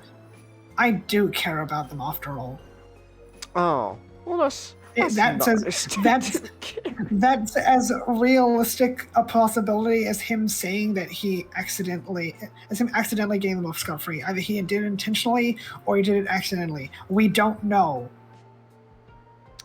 We just know what the kid Granite thinks that he took the fall for them. That's all we have to go off of. He probably the show implies that he took the fall for them for some reason. Okay. Sure. We don't even see him. The last time we saw him, he got cold-hearted. Then he woke up off screen. Sure. And Raito just leaves to do his own thing, and then Hotaruko is like, Granite's like, what am I going to do now? And Hotaruko is like, oh, come live with me and work at my family business. You'll have to still do cleaner work on the side though, but you'll have a place to live. So come live with me, little brown boy, and be my indentured servant. What do they mean by this? What do you mean? Yeah. Guys, what are we doing here? What is going on here? Come be my servant. Help pay off my debts. Was Granite even in Japan legally? Like, Naito's not Japanese, and he's the one who recruited Granite. It's like, I'm sorry, Granite, you have 6 months before you have to leave the country. Then you have 90 days, and then you can leave. 90 days, then you have to leave. You can spend 90 days in Japan without needing a work visa, but then you have to leave. Okay. I know Granite needs a work visa anyway. He's working. Sorry, Granite, you gotta get out of the country now. All right then. But then Kyo wakes up in a hospital because despite Reina and Makoto also getting cold-hearted, they got off injury-free, but not killed, despite all of them being drained by Prognomon's drills. Wow. Good for them. What a disastrous ending to this nothing of an arc. Like, what changed about the status quo? Well, one of the 5 stars is gone. What does that mean? I don't know. We have no idea what the Shangri-La project is.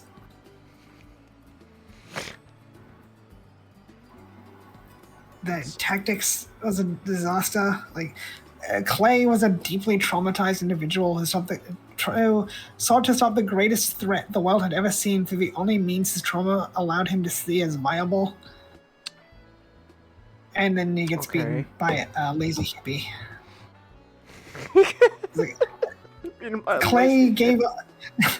Clay had given up his ability to dream, and that's why Kyo had to stop him. Like, what are you talking about? Clay had been like this since before you even met him. Like, they talk about, like, Kyo's talking like they used to be friends. Like, you used to believe in stuff, Clay. He's like, no, he was always like this.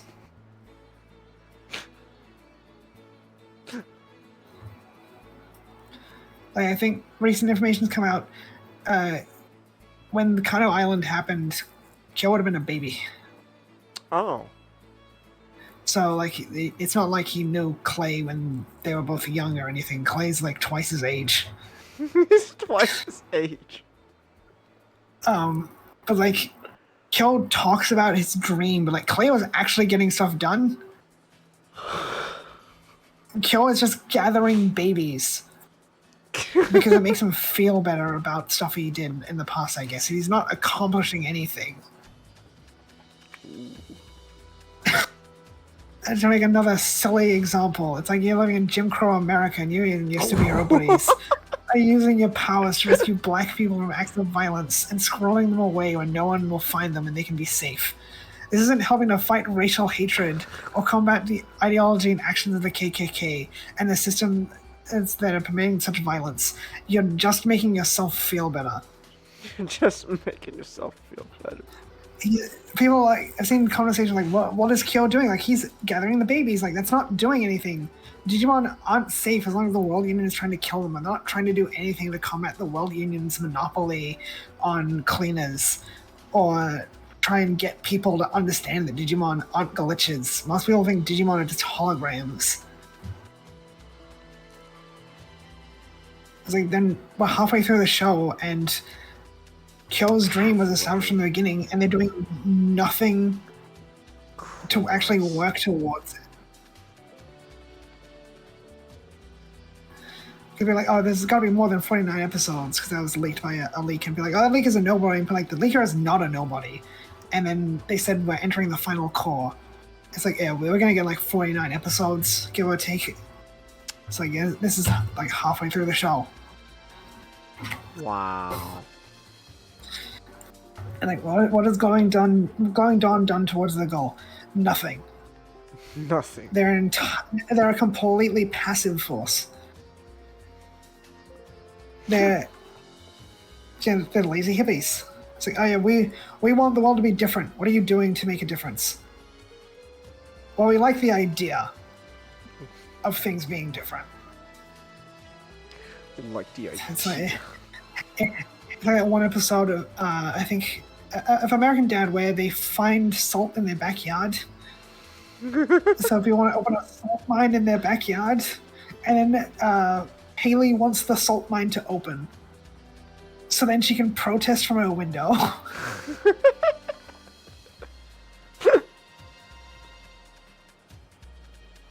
It's amazing. But like, Digimon aren't characters.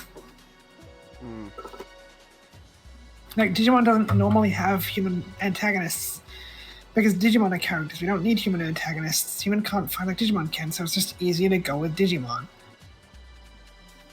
But now humans are the protagonists, but they didn't give the Digimon personalities. They took the personality aspect and gave it to the humans, but left the fighting aspect with the Digimon. The Digimon are just means for the humans to fight, which is why they would avoid using humans before. Because you're splitting up two aspects into two different characters, when it's more efficient just to have it with one. And the problem with the show, the show has massive character bloat, and it's just going to get worse. Woo! Like, Shakamon, Litomon, Monodramon, Gigasmon, Prognamon, no personalities. Nothing. Nothing. Freaking Monsters of the Week in Ghost Game had more personality than all those characters combined. Wow.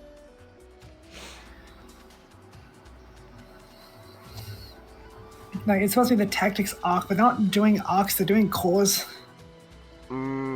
Which, like, a core is usually around 12 episodes, so that's what they're doing.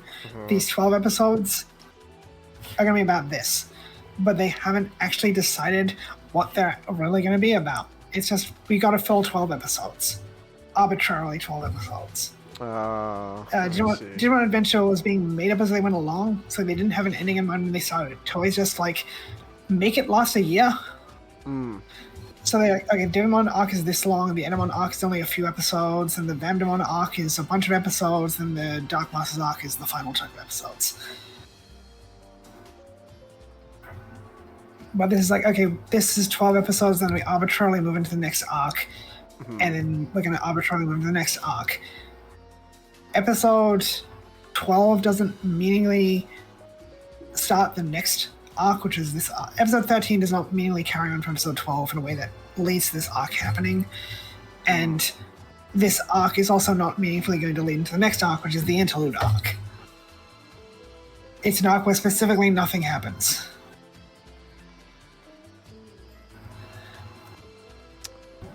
Do you think they're gonna pick up the pace, or we're just stuck? I know the pace isn't going to pick up until the fourth core. Oh my gosh. Okay. It's like they had the ending written before most of the show. They wrote the start, they wrote the end, and now they're just filling time in between. Okay. Which is a big problem because they said they're making it up week to week. Hmm. They said that we're writing it like a manga, and people are taking it too literally, and some people aren't taking it literally enough. They're not writing it literally week to week. They're just making it up episode to episode. They're like, let's write this episode, then let's figure out what we're going to do for the next episode. They're not saying, we want to go from A to B, now we need to link those points. It's, we start at A, we need to write enough episodes to get to Z. And so they just keep writing whatever comes to mind, which is why Tactics is so disconnected. So apparently they planned having the Tactics arc, but they hadn't planned out the Tactics arc. Which is why Glowing Dawn isn't meaningfully challenged by Tactics, nor do they meaningfully challenge Tactics. Tactics is just better. I see. Like, Glowing Dawn is supposed to be it was like freedom versus something else. I can't remember the tagline, but it's not how the show actually depicts the conflict. Glowing Dawn's family unit doesn't overcome Tactics. Tactics falls apart from within, and not because of how Tactics is built. Raito's Digimon just arbitrarily decides to attack Tinkermon because plot, rather than fighting the Digimon right in front of him. And that leads to Raito getting kicked out of Tactics. And he doesn't come back to Tactics because Tactics gets dissolved before he can come back. Alright. Granite decides to stop being... he doesn't want to be lonely. And because he's not lonely anymore, he doesn't want to die. He doesn't want And to kill Tactics was going to give him a place to die. He doesn't want a place to die anymore. He doesn't need Tactics. He leaves. Otoruko had everything to gain by leaving Tactics, so she did. It wasn't some heroic stand. It's, if I stay here, I'm going to be a freaking criminal. She leaves to protect her family, like staying with Tactics is going to put your family in danger. And the show completely ignores that. Oh. Glowing Dawn is not superior to Tactics in any way. It's just Tactics falls apart for completely unrelated reasons. Because Glowing Dawn doesn't accomplish things. They just exist. They just exist. And I've seen people talk about this. Glowing Dawn, if they really believe in Kyo's dream, they should be aggressively snapping up every bounty they can to rescue as many Digimon as they can, but they're not doing that. They're just going paycheck to paycheck, grabbing whatever bounties they can. And they don't make a lot of money because they only get half the bounties. They shouldn't be making a lot of money because they should be going for every single bounty, which includes a lot of cheap bounties. Hayamon was 500 credits. That's like, I guess, $50. I think they managed to work out. They managed to work out in the Pandemon episodes roughly how much a credit is, and I think it's close to N. Yeah, 1 credit is about 1 N. Okay. So 1 cent, effectively. So $50. It's like $5. It's like Hayamon. $5. Alright. Damn, they're only going for the $5 bounties. Yeah, that's what the Mushroom Gang were going after Hayamon. It's like cheap. Like Gekomon was cheap. Yeah, yes was 500 credits. because it was a $5 bounty. Wow. It's like, that's why Glowing Dawn should be poor, because they're going after $5 bounties, because it's a Digimon's a Digimon.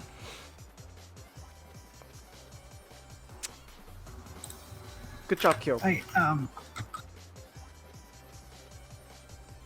Like even tactics wasn't very involved. As like Clay considered, even Gekomon was $5 when he first spawned. Alright. Clay considered Glowing Dawn a threat, but he never goes after Glowing Dawn until Glowing Dawn get in his way. It's like they need to establish why he's not doing that. They should have established intercleaner conflict is inevitable because they're both going to fight over the same bounties. Because if Maki might be advertising a bounty, another person is advertising the same bounty. Two people could end up going after the same bounty at the same time because they get their information from the Ministry of Civil Protection. Like brokers are not listing that, and brokers are not the ones offering the bounties themselves. So like intercleaner conflict's inevitable, but cleaners cannot delete other cleaners Digimon. That should get you bountied. But they're not establishing information like that. So why doesn't Tactics just kill Glowing Dawn's Digimon for getting in their way? Oh, because of the plot. Tactics had several opportunities to kill their Digimon, they didn't. You need to establish why. And they just were not interested in doing that. And they could have justified Tactics repeatedly showing up, getting in Glowing Dawn's way by saying, hey, we can't kill their Digimon, but we can still make their lives a living hell by snapping up every bounty in the Bay Area where Glowing Dawn operates. That's how Clay gets them out of the way. Like they can, we'll take away their ability to put food on the table. And them making up the show as they go along. They said these ridiculous things like, we weren't sure if we were going to be able to fit a fight with Clay in the second core. And I was losing my mind. Like, what do you mean? What do you mean? You're the ones writing the show. You're the one writing the show.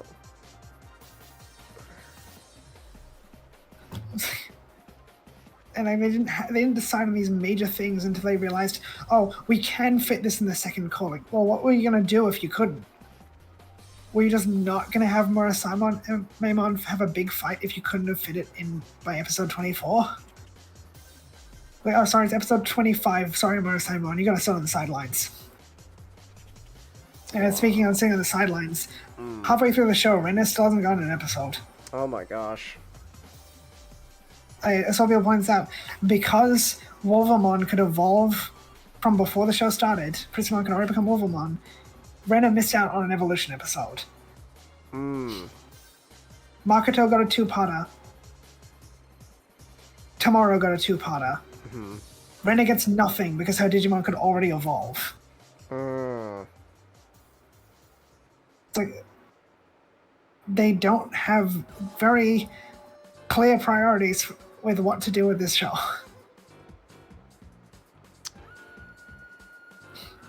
Like, Digimon are supposed to be mirrors of their partners. They're not. They're supposed to be a family unit. They're not. Like, it's supposed to be a show for kids and adults, not specifically aiming at children. It's supposed to be a thing multiple age demographics can enjoy. It doesn't feel like that.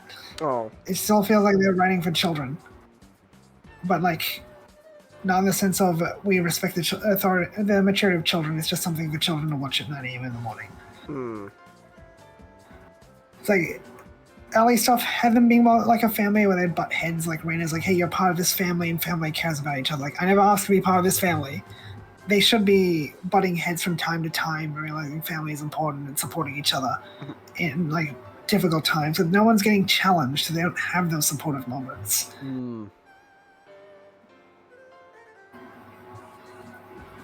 And they talk about, we're a family, display that.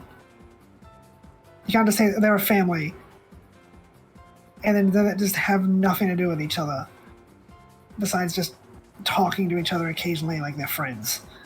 Like, what have they really brought into their lives that makes them value this family unit? Like, Makoto left his family, but they haven't really explored how has that affected him. Like he abandoned his family so he could have Kiramon, but they don't really explore that in any depth. Reina lost her family and now she has a new one in Glowing Dawn, but they're not really exploring what did the loss of her family do to her. Makoto gave his up, Reina had hers taken from her. Tomorrow had his taken from him. Like, and Tomorrow isn't worried about Kyo because Kyo is cold-hearted. He's worried because it reminds him of Asuka. He shouldn't be thinking about Asuka, he should be thinking about Kyo. Because it shows like, well, he's not really viewing Kyo as a family member. It's like, it reminds me of this, like, so you're looking past this person. But his brother, though, is... Like...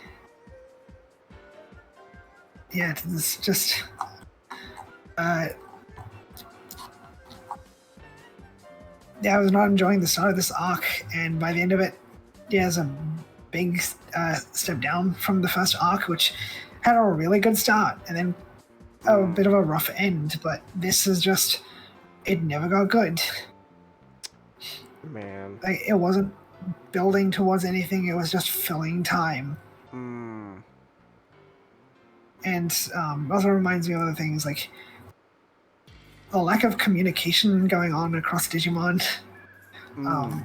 Like, they talk about, like, the show is a show where they don't have to advertise twice, and that actually, I think, is a detriment to the show. Because they say, like, oh, they can do whatever they want. Like, okay, they're doing the same stuff as the show's advertising twice. They're doing the heavy protagonism. Side characters don't get much focus. In fact, it feels worse than the last Ghost Game. It's not to say Ghost Game was bad. Ghost Game was good. And now this is bad. So yeah, we got stuff with Rolly and Kyosho. We could have gotten more, but we didn't. And this is like, oh, we're doing less than that. At least in Ghost Game it was serviceable. And this is like, let's not really bother. Tactics weren't really explored as characters. They keep pushing Glowing Dawn Tactics merchandise because that's all they have. But like, Glowing Dawn stuff and Beatbreak stuff isn't appearing in video games or anything. Even the Digimon Up, which is coming out this week. You can get Gekomon as a support Digimon. You can't get anything past Tamers as a partner. Oh. Okay. There's 15 Digimon partners. It's the 8 adventure cast, the 4 from 02, and the first 3 from Tamers. You can't get Pristimon, you can't get Gekomon, you can't get Kiramon. Like, oh, they don't want to spoil anything from the show. Like, they already spoiled a level 6 for Murasamemon and Gekomon. It's like, I don't think that's a big deal. And then the Japanese don't care about spoilers. Spoilers are advertising for the Japanese. There's no Beatbreak stuff in Time Stranger. They just didn't add for the show as an update. Okay. And like when they have toys, you know, it pushes them to do certain things, but it kind of just feels like they're not really focusing on stuff. It's like, hey, I've gone 24 episodes and Pristimon's been able to evolve the entire time. Gekomon evolves in episode 12 and then again in episode 24 because it's just arbitrarily deciding that. Yay! But yeah, it's just... I mean, there's a lot of exciting stuff that's happening in Digimon, just not in this show. You know, Digimon Up's out this week. It's a gacha mobile game, so I don't know if it'll be good. Digimon Re-Arise is pretty good. I miss Digimon Re-Arise. Hey, here, have one of the best Digimon stories in years. It's not a freaking gacha game. Wow. You know, Bandai treats this franchise well, Toei doesn't. Okay.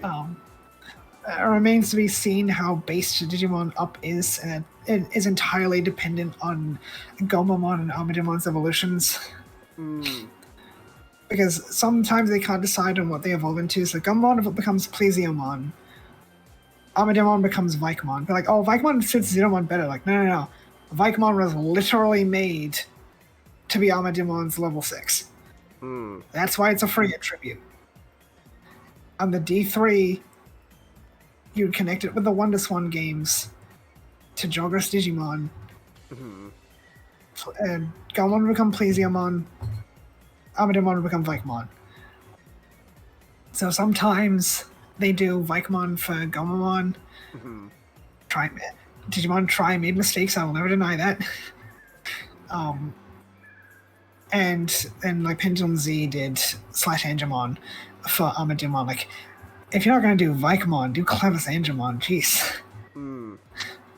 This angel with swords. Yeah, that fits the ocean. That fits the ocean. Sure. Armadillo's a deep saber because it evolves from an axolotl head and evolves into a submarine. Like, no, go with the angel with big swords. But then stuff like the card game recognizes Armadillo becomes Vikemon. Gumball becomes Plesiomon. They even did 4 tournament prizes. So it's this tournament to get this card, this tournament to get this card, this tournament to get this card. It was Imperialmon, Paladinmon, Valkyriemon, Vikemon, Rabidmon, Armor. So the 0-2 cast, and Wallace with Terriermon, but without the Wallace. So I hope Gumball becomes Plesiomon and Armadillo becomes Vikemon, because things are remembering that's the way it's supposed to be. Why does the Dogu doll become a Viking? I don't know. This is Digimon. This is Digimon.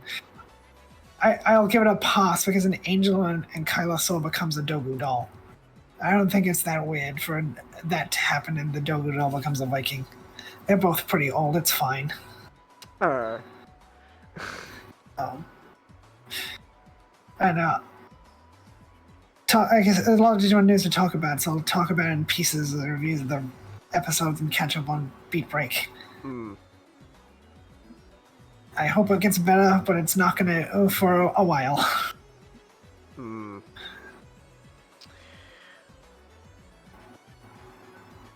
I heard today's episode was good. There's like 13 episodes I gotta get through first. Oh. Okay. It's 3 episodes. Was it? Yeah, I think 3 episodes for the interlude arc and then 10 episodes for the gift arc.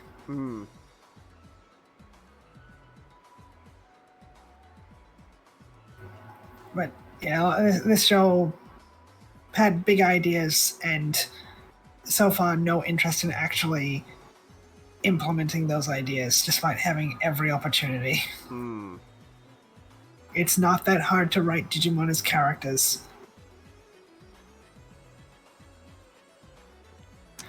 You don't gotta do a lot, you just gotta do a little bit. I was like, no. No. Character traits are not characters. Christian, she likes tea. What else? She likes tea. What else? She doesn't drink the tea, though. That's not a character. That's not a character.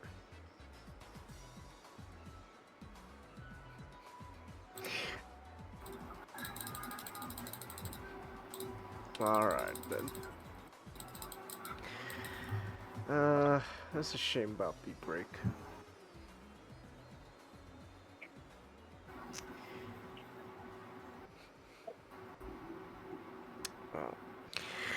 Alright. Anyways, what time is it, by the way? It is 11:45. Okay. And someone turned off the air conditioning. Oh, excuse me. Wow. Sorry, my throat's a little dry. I'm gonna have to get some water after this and turn the air conditioning back on. Alright. That's gonna be it for tonight. Wait. The air conditioner? This is your chance, Chingus. I'll make a joke that you can do 100 push-ups, 100 sit-ups, No. 100 squats. Nah, I would, man, but no. It is legit, like, unbearable to be in this room right now with the air conditioning off. I gotta turn it back on. So... Alright, we're gonna call things here. I don't... Yeah, there's probably not gonna be a stream tomorrow. I might do a short, like, Lego stream Monday. Like a short one. We'll see. And then, yeah, I just have to keep the streams a little short. That's all. 'Cause I got problems. Woo! So, all right. Anyways, we're gonna call things here. Probably. Oh, actually, no. It's probably more like Tuesday. I'm gonna be streaming again. We'll see. Either Monday or Tuesday. I'll do like a Lego stream. So, all right. Until next time. Good night.